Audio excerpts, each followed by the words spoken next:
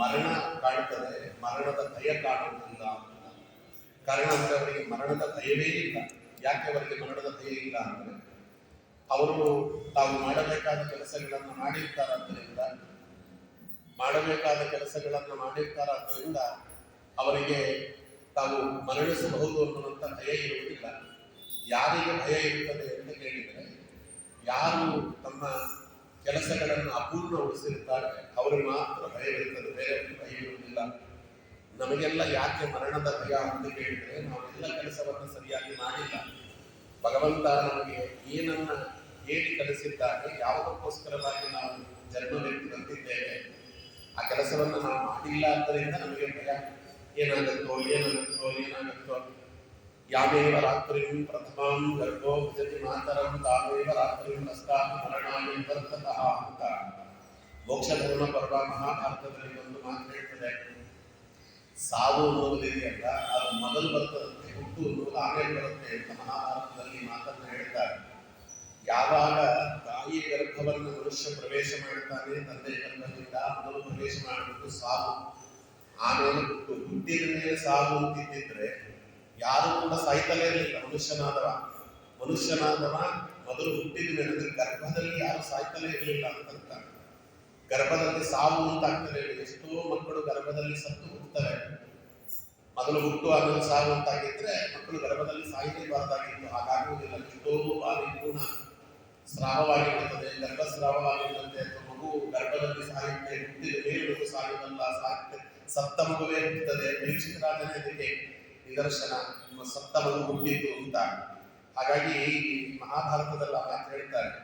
ಅಲ್ಲಿ ಬೃಹದಾರಣ್ಯಕೋಪನಿಷತ್ತಿನಲ್ಲಿ ಯತ್ಪಿತಾಂ ಯೋನ್ಯಾಮೃತಃ ಸಿಂಚತಿ ತತ್ಪ್ರಥಮ ಪ್ರಿಯತೆ 5 ಬಗೆಯ ಸಾವಿದೆ ಅಂತ ಹೇಳ್ತಾರೆ. 5 ಬಾರಿ ಸಾಯ್ತಾನೆ ಮನುಷ್ಯ. ನಾವು ಕಾಣಬಹುದು ಒಂದ್ಸತಿ ಸಾಯ್ತಾರೆ ಅಂತ ನಾವನ್ನು ನೋಡಿದ್ದೇವೆ, ಅಲ್ಲ 5 ಬಾರಿ ಸಾವಿದೆ. ಯತ್ಪಿತಾಂ ಯೋನ್ಯಾಮೃತಃ ಸಿಂಚತಿ ತತ್ಪ್ರಥಮ ಪ್ರಿಯತೆ ಉಪನಿಷತ್ ಹೇಳುತ್ತೆ. ತಾನು ತನ್ನ ಪಾಲಿನ ಸ್ವರ್ಗವನ್ನು ನರಕವನ್ನು ಅದರ ಕಷ್ಟ ಸುಖಗಳನ್ನು ಅನುಭವಿಸಿ ಮೋಡದಲ್ಲಿ ಪ್ರವೇಶ ಮಾಡಿದಂತಹ ಜೀವ ಯಾವಾಗ ಭೂಮಿಗೆ ಮಳೆಯ ರೂಪದಲ್ಲಿ ಬಂದು ತಂದೆಯ ಗರ್ಭವನ್ನು ಪ್ರವೇಶ ಮಾಡಿದಾಗ ಅವ ಮೊದಲನೇ ಬಾರಿ ಸತ್ತ. ಅಲ್ಲಿವರೆಗೆ ಅವರಿಗೆ ಬಂಧನ ಅಂತರಲಿಲ್ಲ.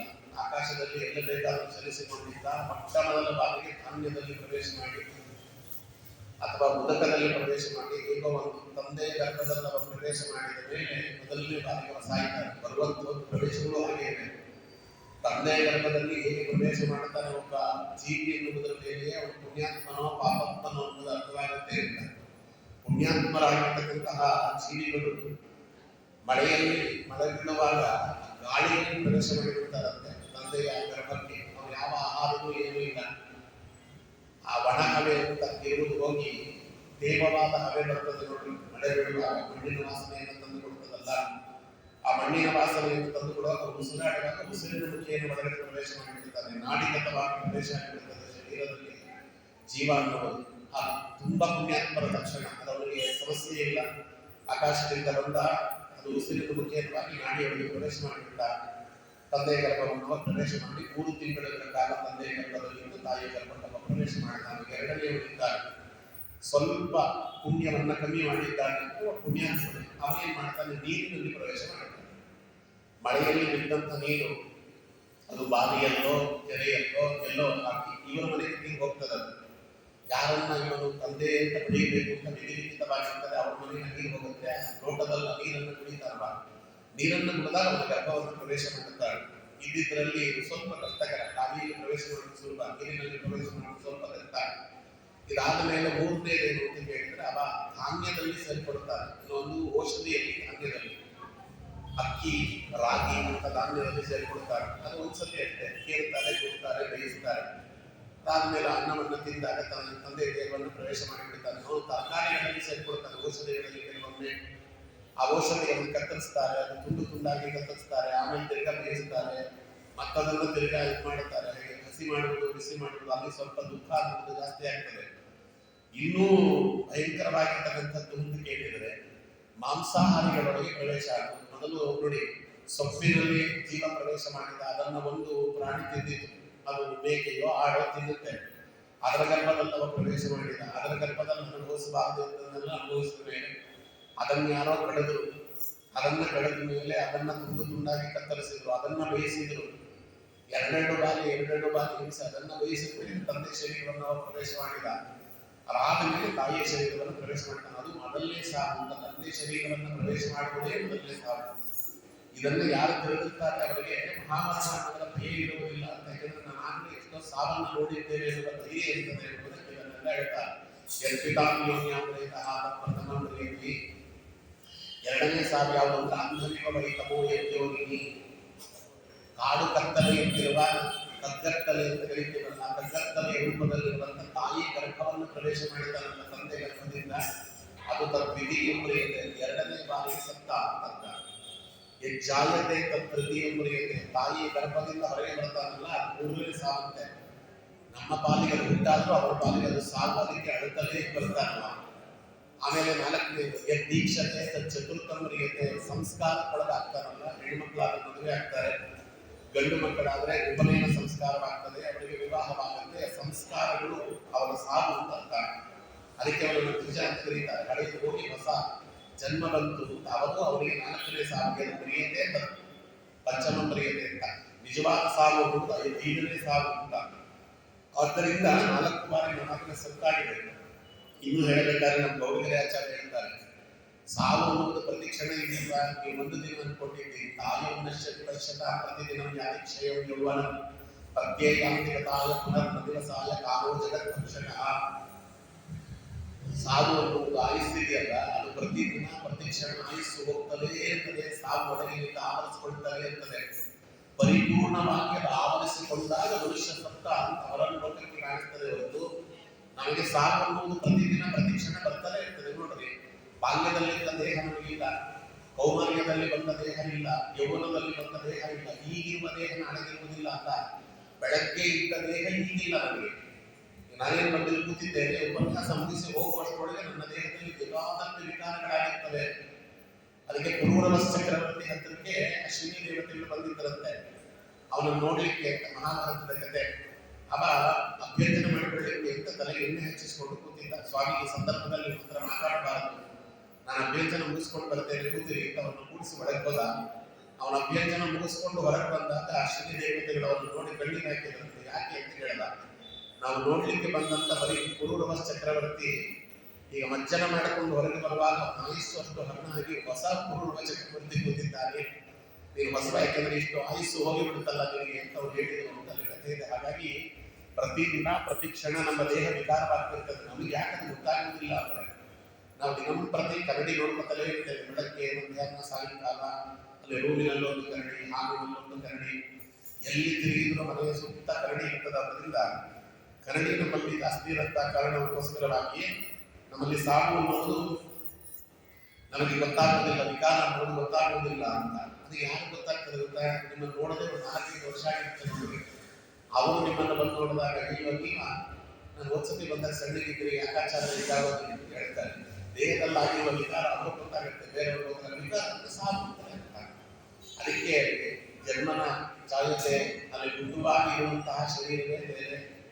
ಅದಾದ್ಮೇಲೆ ಯೌವನ ಜರ ಅಂತ ಹೇಳ್ತಾರಲ್ಲ, ಅದಕ್ಕೆ ಯಾವ ಮನುಷ್ಯನಾಗಿರ್ತಕ್ಕಂಥ ಹುಡುಕ್ತಾನೆ ಬಾಲ್ಯದಲ್ಲಿರುವ ಶರೀರ ಬದಲಾಗಿ ಯೌವನದ ಶರೀರ ಬಂದು ನಮಗ ಗೊತ್ತಾಗದೇ ಇದ್ದಂತೆ ಬರ್ತದೆ. ಶರೀರಗಳೆಲ್ಲವೂ ಕೂಡ ವೃದ್ಧಾಪ್ಯದಲ್ಲವೆಲ್ಲವೂ ಒಟ್ಟಿಗೆ ಕಾಣಿಸ್ಕೊಳ್ತದೆ. ಅದರಿಂದ ಅದು ಸಾವು. ಆ ಮನುಷ್ಯ, ಯಾವ ಮನುಷ್ಯನನ್ನು ನಾವು ನೋಡ್ತಿರ್ತೇವೆ ಆ ಮನುಷ್ಯ ನಾಳೆಯಿಂದ ಕಣ್ಮರಿಯಾದ, ಕಣ್ಣಿಗೆ ಕಾಣಿಸುವುದಿಲ್ಲ, ಭೌತಿಕವಾಗಿರ್ತಕ್ಕಂಥ ಶರೀರ ಮರೆಯಾಯಿತು ಅನ್ನೋದನ್ನ ಸಾವು ಅಂತ ಕರೀತೇವೆ. 5ನೇ ಸಾವು ಅಂತಾಗಿ ಹೇಳ್ತಾರೆ. ಹಾಗಾಗಿ ದಿನಂಪ್ರತಿ ಸಾವು ಅನ್ನುವುದಿದ್ದೇ ಇದೆ. ಹಾಗಾಗಿ ಗರುಡ ಪುರಾಣದಲ್ಲಿರುವಾಗ ಆಯುಸ್ಸು ಅನ್ನುವುದು ಮನುಷ್ಯನ ಶರೀರದಿಂದ ಹೇಗೆ ಹೋಗ್ತದೆ ಅಂತ ಹೇಳಿದ್ರೆ, ಅಂಬು ಘಟವತ್ ಪೂರ್ಣ ಕುಂಭದಲ್ಲಿ ನೀರನ್ನ ತುಂಬಿಸಿದ್ರೆ ಅಲ್ಲಿ ಒಂದೇ ಒಂದು ರಂಧ್ರ ಇದ್ರೆ, ಅಲ್ಲಿ ರಂಧ್ರ ಅನ್ನುವುದು ಮಡಿಕೆ, ಒಂದು ತುಂಬಿದ ಮಡಿಕೆಯಲ್ಲಿ ನೀರು ತುಂಬಿಸಿದ್ದಾರೆ, ಒಂದು ಸಣ್ಣ ತೂತಿದೆ. ಆ ತೂತಿನಲ್ಲಿ ಹೇಗೆ ಭಿನ್ನ ಘಟಾಂಬವತ್ತು ಭಿನ್ನವಾಗಿರ್ತಕ್ಕಂತಹ ಮಡಿಕೆಯಲ್ಲಿ ಹೇಗೆ ನೀರು ಸೋರ್ತಾ ಇರ್ತದೆ ನಮ್ಗೆ ಗೊತ್ತಾಗೋದಿಲ್ಲ, ಜರುಗ್ತಾ ಇರುತ್ತೆ. ಯಾವತ್ತೋ ಒಂದು ದಿನ ಪೂರ್ತಿಯಾದ ನೀರು ಖಾಲಿ ಆಗುತ್ತೆ ಅಂತ ಹೇಳ್ತಾರಲ್ಲ, ಹಂಗೆ ಶರೀರ ನಮ್ಮ ದೇಹವು ಕೂಡ ಮಡಿಕೆ ಇದ್ದಂತೆ. ಆ ಮಡಕೆಗಾದ್ರೂ ಒಂದು ತೂತಿದೆ, ನಮ್ಮ ಮಡಕೆಗೆ 9 ತೂತಿದೆ. ನವರಂಧ್ರಗಳಲ್ಲೂ ಹರಿಸಿ ಹೋಗ್ತಾ ಇರ್ತದೆ. ಆದ್ದರಿಂದ ಸಾವು ಅನ್ನುವುದಕ್ಕೆ ಅಷ್ಟೊಂದು ಹೆದರಬೇಕಾದ ಅವಶ್ಯಕತೆ ಇಲ್ಲ. ಸಾವಿನ ಹೆದರಿಕೆ ಎನ್ನುವುದಿದೆಯಲ್ಲ, ಅದು ಬ್ರಹ್ಮಜ್ಞಾನಿಗಳಿಗೆ ಯಾವತ್ತೂ ಇರುವುದಿಲ್ಲ ಅಂತ. ಅದಕ್ಕೆ ನೋಡಿ, ಅದಕ್ಕೆ ಕೇವಲ ಅವ್ರು ಗೊತ್ತಿರ್ತದೆ, ಮೊದಲು ಬಂದಂತ ಸಾವು, ಆಮೇಲೆ ಬಂದದ್ದು ಗೊತ್ತಿರ್ತದೆ. ಅದರಿಂದ ಒಪ್ಪಿಡುತ್ತ ಕಾದಿರುವ ಉಬದಿರೋ ಎಲೆ ಮಾನವ ಅಹಂಕಾರ ಪಡಬೇಡ ಅಂತ ಹೆಪ್ಪುಲಿ ಯಮಾನ ಬೆಂಕಿದ್ದೇ ಸಾವಿದೆ ಪದೇ ಹೇಳಿದ್ದಾರೆ. ಅದಕ್ಕೋಸ್ಕರ ಮಾಳಿಗೆ ಮನೆಗೆಂದು ಮತ್ತೆ ಸತಿಸುತ್ತರೆಂದು ಜೋಳಿಗೆ ಧನ ಧಾನ್ಯ ಪಶುಗಳೆಂದು ವೇಳೆ ತಪ್ಪದೆ ತಿರುವ ಕೂಡುದನ ಗುಂಡೆಂದು ಗಾಳಿ ಕೊಟ್ಟಿದ ದೀಪ ಬರುವಯರು ಉಬದಿರು ಎಲೆ ಮಾನವ. ಅದ ಒಂದಗಳು ಹೆಚ್ಚಿರದು, ಒಂದಗಳು ಕೊರೆಯಿರದು, ತಿಂದ ನನ್ನ ಋಣ ತೀರುತ್ತದೆ ಪ್ರೇಮ. ಹಿಂದಕ್ಕೂ ಕ್ಷಣ ಇರದು, ಮುಂದಕ್ಕೂ ಕಾದಿರದು, ಸಂದ ಲೆಕ್ಕವದೆಲ್ಲ ಮುಕ್ಕುತಿಮ್ಮ. ಬೃಂದದಾಸರಲ್ಲಿ ಅವ್ರು ಸ್ವಲ್ಪ ವಿಸ್ತಾರ ಮಾಡಿ ಹೇಳಿದ್ರು. ನಮಗೆಲ್ಲ ಇದು ಏನ್ ಕಮ್ಮಿ ಆಗಿದೆ ಸರ್, ನನಗೆ ಮಾಳಿಗೆ ಮನೆಗೆಂದು 4 ಫ್ಲೋರ್ ಬಿಲ್ಡಿಂಗ್ ಇದೆ. ಮತ್ತೆ ಸತಿ ಸುತ್ತಲೆಂದು ಗಂಡ ಮಕ್ಕಳು ಅಥವಾ ಹೆಂಡತಿ ಮಕ್ಕಳು, ಕೈಗೊಬ್ಬ ಕಾಲಿಗೊಬ್ಬ ಆಡು, ಎಲ್ಲ ಕಡೆ ಮಿಷಿನ್. ರಿಮೋಟ್ ಒತ್ತಿದ್ರೆ ಸಾಕು ಎಲ್ಲವೂ ಆಗ್ತದೆ. ರಿಮೋಟ್ ಒತ್ತಿದ್ರೆ ಫ್ಯಾನ್, ರಿಮೋಟ್ ಒತ್ತಿದ್ರೆ ಎಲ್ಲ ಎದ್ದೋಗಿ ಸ್ವಿಚ್ ಹಾಕಬೇಕು ಅನ್ನೋದು ಏನಿಲ್ವಲ್ಲ. ನೀವು ರಿಮೋಟ್ ಒತ್ತಿದ್ರೆ ಎಲ್ಲ ಆಗ್ತದೆ. ಅದು ಇಲ್ಲ, ಸೆನ್ಸರ್ ಬಂದ್ಬಿಟ್ಟಿದೆ. ನೀವು ಮನೆ ಒಳಗೆ ಪ್ರವೇಶ ಮಾಡಿದ ತಕ್ಷಣ ಲೀಟ್ ಆಗುತ್ತೆ ಸೆನ್ಸರ್ಗಳು. ಅಂದ್ರೆ ತಲೆ ಎತ್ತಿ ನೋಡಿದ್ರೆ ಸಾಕು, ಅಲೆಕ್ಸಾ ಅಂತ ಅಲೆಕ್ಸಾ ಇಲ್ಲ, ಅದೇ ಹೇಳಿದ್ರೆ ಸಾಕು, ಅಲೆಕ್ಸಾ ಫ್ಯಾನ್ ಆನ್ ಮಾಡೋದು ನಾನು ಬಿಡ್ತದೆ. ಎಷ್ಟು ಜೀವನ ಅನ್ನೋದು ಸರಳೀಕೃತವಾಗಿದೆ ಅಂತ ನಾವು ತಿಳ್ಕೊಂಡಿದ್ದೇವೆ, ಅಷ್ಟು ಜೀವನ ಅನ್ನುವುದು ಭಯಂಕರವಾಗ್ತದೆ ಅನ್ನೋದು ಗೊತ್ತೇ ಆಗ್ತಾ ಇದೆ. ಅಷ್ಟೆಲ್ಲ ವೈಭವದಲ್ಲಿ ಉಳಿದಿರುವ ಅದಕ್ಕೆ ಮಧ್ಯ ಸಲ್ಲಿಸುತ್ತಾರೆಂದು ಜೋಳಿಗೆ ಧನ ಧಾನ್ಯ ಪಶುಗಳೆಂದು. ನಮಗೆ ಬ್ಯಾಂಕ್ ಬ್ಯಾಲೆನ್ಸ್ ಹೇಗಿದೆ, ನಮಗೆ ಎಲ್ಲವೂ ಅನುಕೂಲಗಳು ಹೇಗಿವೆ, ನಮಗೆ ಬೇಕಾದವರೆಲ್ಲ ಒಳ್ಳೊಳ್ಳೆ ಹುದ್ದೆಯಲ್ಲಿದ್ದಾರೆ, ಯಾರು ಏನು ಮಾಡುತ್ತಾರೆ ನಮಗೆ ಅಂತ ಅಲ್ವಾ. ಗಾಳಿ ತಪ್ಪದೆ ಉಡುವ ಕೂಡುತನ ಉಂಟೆಂದು ನಾವು ಯಾವಾಗ ಕೇಳಿದ್ರೆ ಅವಾಗ ಊಟ ಇಷ್ಟ ಬಂದಂತ ಭೋಜನ. ಬೆಳಗ್ಗೆ ಒಂದು ವೆರೈಟಿ, ಮಧ್ಯಾಹ್ನ ಒಂದು ವೆರೈಟಿ, ಮಧ್ಯಾಹ್ನದ ಮೇಲೆ 4 ಗಂಟೆಗೆ ಒಂದು ವೆರೈಟಿ, 6 ಗಂಟೆಗೆ ಒಂದು ವೆರೈಟಿ, 5 ಸತಿ ಊಟ ಮಾಡುವವರಿದ್ದಾರೆ. ರಾತ್ರಿ ಮಲಗುವಾಗ ವೆರೈಟಿ ಅಷ್ಟೇ ಅಲ್ಲ, ಮಧ್ಯರಾತ್ರಿ ಎಚ್ಚರ ಆದ್ರೆ ಒಂದು ವೆರೈಟಿ. ಅಲ್ಲೆಲ್ಲ ಎಲ್ಲ ಇವತ್ತು ಡೈಟ್ ಪ್ಲಾನ್ಗಳು, ಡೈಟಿಷಿಯನ್ಸ್ ಅಂತ ಅವರೆಲ್ಲ ಇರ್ತಾರೆ. ಯಾವಾಗ ಕೊಡಬೇಕು ಅವಾಗ ಕೊಡ್ತಾ ಇರ್ತಾರೆ. ನಾವು ಏನೇನು ತಿನ್ಬೇಕು ಅಂತ ನೋಡ್ಕೊಳ್ಳಿಕ್ಕೆ ಅಂತ ಒಬ್ಬರು ಇಟ್ಕೊಂಡಿರ್ತಾರೆ. ಎಲ್ಲ ಇದೆ ವೈಭವ. ಅದೇನಿದ್ರು ಮರಣದಿಂದ ಮಾತ್ರ ತಪ್ಪಿಸ್ಕೊಳ್ಳಿಕ್ಕೆ ಆಗೋದಿಲ್ಲ. ಗಾಳಿ ಬದುಕು ಬಯಲು ಗಾಳಿ ಬಿಟ್ಟಿದ್ದಂತ ದೀಪ ಹಿಂಗೆ ಆಗ್ತಿದೆ. ಅದು ಯಾವಾಗ ದಾರಿ ಹೋಗ್ತದೆ ಅಂತ ಗೊತ್ತಿಲ್ಲ. ಏನು ಜೀವನ ಸಾಗರದ ತೆರೆಯಂತೆ ಸಾಗು ಹುಟ್ಟಿಗರಾಗಿ ಭೋಗ ಭಾಗ್ಯಗಳೆಂದು ಬಳಲಲೇಕೋ ನಾಗಹೆಡೆ ನೆರಳಲ್ಲಿ ನಡುವ ಕಪ್ಪೆಯ ತೆರದಿ ಕೂಗಿ ಚೀರಿದರಿಂದ ಆಗ ಕಾಯುವರೇ. ಹೀಗಾದ್ರೆ ಮಾತನ್ನು ಹೇಳಿದ್ದೀವಿ. ನ್ಯಾಯಸುಧಾಕರಂತ ಮಾತು, ಛಾಯ ಕೋಪಗೊಂಡಿರುವಂತ ಆವಿನ ಕೆಳಗೆ ಕಪ್ಪೆ ಇರುವಂತ ನಮ್ಮ ಜೀವನ ಟೀಕಾಕೃತ್ಪಾದ ಸುಧಾಕರಂತದಲ್ಲಿ ಹೇಳಿದ್ದನ್ನ ಪುರಂದರದಾಸರು ಕರೀಕರಿಸ್ತಾರೆ. ನಾಗಹೆಡೆ ನೆರಳಲ್ಲಿ ನಡುವ ಕಪ್ಪೆಯ ತೆರದಿ ಕೂಗಿ ಚೀರಿದರೆ ನಾಡು ಕಾಯುವರು ಉಬ್ಬದಿರು ನಮ್ಮ ಸಾವು ಅನ್ನುವುದು ಬೆಂಕಿದೆ ಅನ್ನೋದು ಗೊತ್ತಿರಲಿ. ಸಾವಿನ ಭಯ ಅನ್ನೋದು ಯಾರಿಗಿರುವುದಿಲ್ಲ ಅಂತ. ಯಾರಿಗಿರುವುದಿಲ್ಲ ಅಂದ್ರೆ ಮಾಡುವ ಕೆಲಸವನ್ನ ಮಾಡಿದವರಿಗೆ ಇರುವುದಿಲ್ಲ. ಅಲ್ಲಿ ರಾಮದೇವರು ಭರತನಿಗೆ ಮಾಡಿದಂತ ಉಪದೇಶ ಇದೆ. ಅಲ್ಲಿ ಅಯೋಧ್ಯಾಕಾಂಡದಲ್ಲಿ ಸರ್ವೇಕ್ಷಯಂತ ವಿಜಯ ಪತನಾಂತ ಸಮುಚ್ಛಯ ಸಂಯೋಗ ವಿಪ್ರಯೋಗ ಅಂತ ಮರಣಾಂತಂಚ ಜೀವಿತ. ರಾಮದೇವರು ಹೇಳಿದ್ದಾರೆ, ಭರತ ಎಷ್ಟು ಗಳಿಸಿದ್ರು ಕೂಡ ಒಂದಲ್ಲ ಒಂದಿನ ಅದು ಕಳೆಯಲೇಬೇಕು. ಗಳಿಸಿದ್ದು ಪರ್ಮನೆಂಟ್ ಆಗಿ ಅಂತ ಉಳಿಯುವುದಿಲ್ಲ. ಲಾಭ ಅನ್ನೋದು ವ್ಯಯದಲ್ಲಿ ಕೊನೆಗೊಳ್ಳಬೇಕು. ಅದಕ್ಕೆ ನಮ್ಮಲ್ಲಿ ಹೇಳ್ತಾರಲ್ಲ, ಮಾನಮಟ್ಟ ಹೇಳ್ತಾರೆ, ಶಿಕ್ಷಾಂಶಯಂ ಗಚ್ಚತಿ ಕಾಲಪರ್ಯ ಸುಭದ್ರ ಮೂಲಾಂತ ಪತಂತಿ ಬಾಲಕ ಜಲಾಶಯಸ್ಥಂ ಜಲಂಚ ಶಿಷ್ಯಕ್ಕೆ ಹುತಂಚ ದತ್ತಂಚ ತಥೈವ ತಿಷ್ಟತಿ ಎಂದವ. ನಾವು ಕಲಿತ ವಿದ್ಯೆ ಇದೆಯಲ್ಲ, ಎಂಥ ವಿದ್ಯೆ ಅದು ಕೂಡ ಲೌಕಿಕವಾದ ಇವತ್ತಲ್ಲ ನಾಳೆ ಅದು ಮರೆತು ಹೋಗ್ತದೆ. ಕಾಲ ಕಡಿಮೆ ಮರೆತು ಹೋಗುತ್ತೆ. ಅಭ್ಯಾಸ ಅನ್ನುವಂಥ ವಿದ್ಯೆ ಅಭ್ಯಾಸದಲ್ಲಿ ಇಟ್ಟುಕೊಂಡಿದ್ರೆ ವಿದ್ಯೆ ಇಲ್ಲ ಮರೆತು ಬಿಡ್ತದೆ. ಈಗ ನಾನು ಎಷ್ಟೋ ಸತಿ ಒಂದು 15-20 ದಿವಸ ಅವೆಲ್ಲ ಕರೋನಾ ಅನುಭವಿಸಿದ್ದು. ಪ್ರತಿದಿನ 1-2 ಮಿನಿಮಮ್ ಉಪನ್ಯಾಸ ಮಾಡಿಕೊಟ್ಟಿದ್ದವರಿಗೆ 6 ತಿಂಗಳುಗಳ ಕಾಲ ಮನೆಯಲ್ಲಿ ಕುಡಿಸ್ಬಿಡ್ತಲ್ಲ ಕರೋನಾ.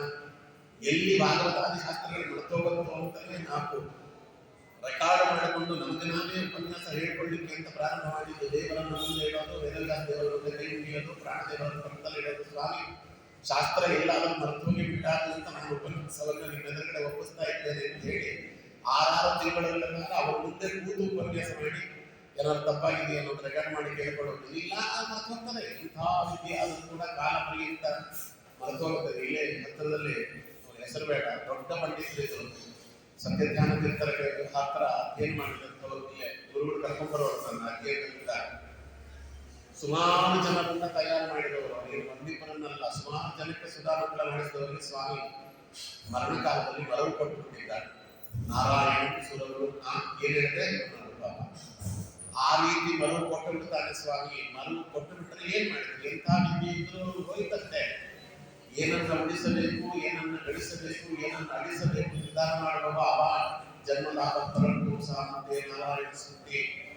ಜನ್ಮದ ಲಾಭ ಯಾವುದು ಅಂದ್ರೆ ನಾವು ಕಲಿತ ವಿದ್ಯೆ ನಮ್ಮ ಕೊನೆಗಾಲದಲ್ಲಿ ನಮ್ಮ ಸ್ಮರಣೆಗೆ ಬಂದರೆ ಅದಕ್ಕಿಂತ ದೊಡ್ಡದಾಗಿರ್ತಕ್ಕಂಥ ಭಾಗ್ಯ ಇನ್ನೊಂದಿಲ್ಲ ಅಂತ ಭಾಗವತ ಹೇಳ್ತದೆ. ಅದಕ್ಕೆ ಎಲ್ಲಕ್ಕೂ ಕೂಡ ಕೊನೆ ಎನ್ನುತ್ತಿದೆ. ನಮ್ಮಲ್ಲಿ ಅದಕ್ಕೆ ಹೇಳ್ತಿದ್ರು, ಎಲ್ಲಕ್ಕೂ ಇಲ್ಲಿದೆ ಒಂದು ಕೊನೆ, ಅದಕ್ಕೆ ಎಲ್ಲಕ್ಕೂ ಬೆಲೆ ಅಂತ. ಒಂದು ಕೊನೆ ಇದ್ರೆ ಅದಕ್ಕೆ ಬೆಲೆ ಇರ್ಬೋದು, ಕೊನೆ ಇಲ್ಲ ಅನ್ನೋ ಬೆಲೆ ಹೆಂಗೆ? ಆಚಾರ್ಯ ಎಷ್ಟೊತ್ತು ಉಪನ್ಯಾಸ ಮುಗಿಸ್ತಾರೆ, 8ಕ್ಕೆ ಮುಗಿಸ್ತಾರೆ ಅಂದ್ರೆ ಎಲ್ಲ ಬರ್ತೀರಿ. ಆಚಾರ್ಯ ಉಪನ್ಯಾಸ ಶುರು ಮಾಡ್ತಾರಂತೆ, ಎಷ್ಟೊತ್ತು ಮುಗಿಸ್ತಾರ ಗೊತ್ತಿಲ್ಲಂತೆ, ಕೊನೆ ಇಲ್ಲಂತೆ ಅಂದ್ರೆ ಯಾರು ಗೊತ್ತಿಲ್ಲ. ಜೀವನವೂ ಅಷ್ಟೇ, ಜೀವನಕ್ಕೆ ಒಂದು ಕೊನೆ ಇರ್ತಿರಬೇಕು, ಆದಿ ಇರ್ತಿದ ಮೇಲೆ ಅಂತ್ಯ ಅಂತ ಹೊಂದಿರಬೇಕು. ಆದಿ ಅಂತ್ಯ ಅಂದ್ರೆ ಅದಕ್ಕೆ ಊಟ ಕೂಡಿಸಿರ್ತಾರೆ, ಊಟಕ್ಕೆ ಬಡಿಸ್ತಾರೆ, ಯಾವಾಗ ಹೇಳಬೇಕು ಅನ್ನೋದು ಒಂದು ಅಂತ್ಯ ಇರ್ಬೇಕಲ್ಲ. ಮುಂಚೆಯನ್ನು ಹಾಕಿದ ಮೇಲೆ ಕೂಡ ಸಾರನ್ನ ಹಾಕಿ ಉಡಿಯನ್ನ ಹಾಕಿ ಕೂತಿದ್ರೆ ಬಿಸಾಕ್ಬಿಡ್ತಾರೆ ತಟ್ಟೆ. ಅದಕ್ಕೆ ಶುರು ಮಾಡುವುದಕ್ಕೆ ಕೊನೆ ಮಾಡುವುದಕ್ಕೆ ಒಂದು ಅಂತ್ಯ ಅಂತಿದೆ. ಎಲ್ಲದಕ್ಕೂ ಒಂದು ಅಂತ್ಯ ಅಂತ ಇರಬೇಕು ಜೀವನದಲ್ಲಿ. ಅಂತ್ಯ ಅಂತ ಇಲ್ಲದೆ ಹೋದರೆ ಜೀವನವೇ ಅಲ್ಲ. ಅದು ಅಂತ್ಯ ಅಂತ ಇಲ್ಲದೆ ಇರುವುದು ಮೋಕ್ಷದಲ್ಲಿ ಮಾತ್ರ.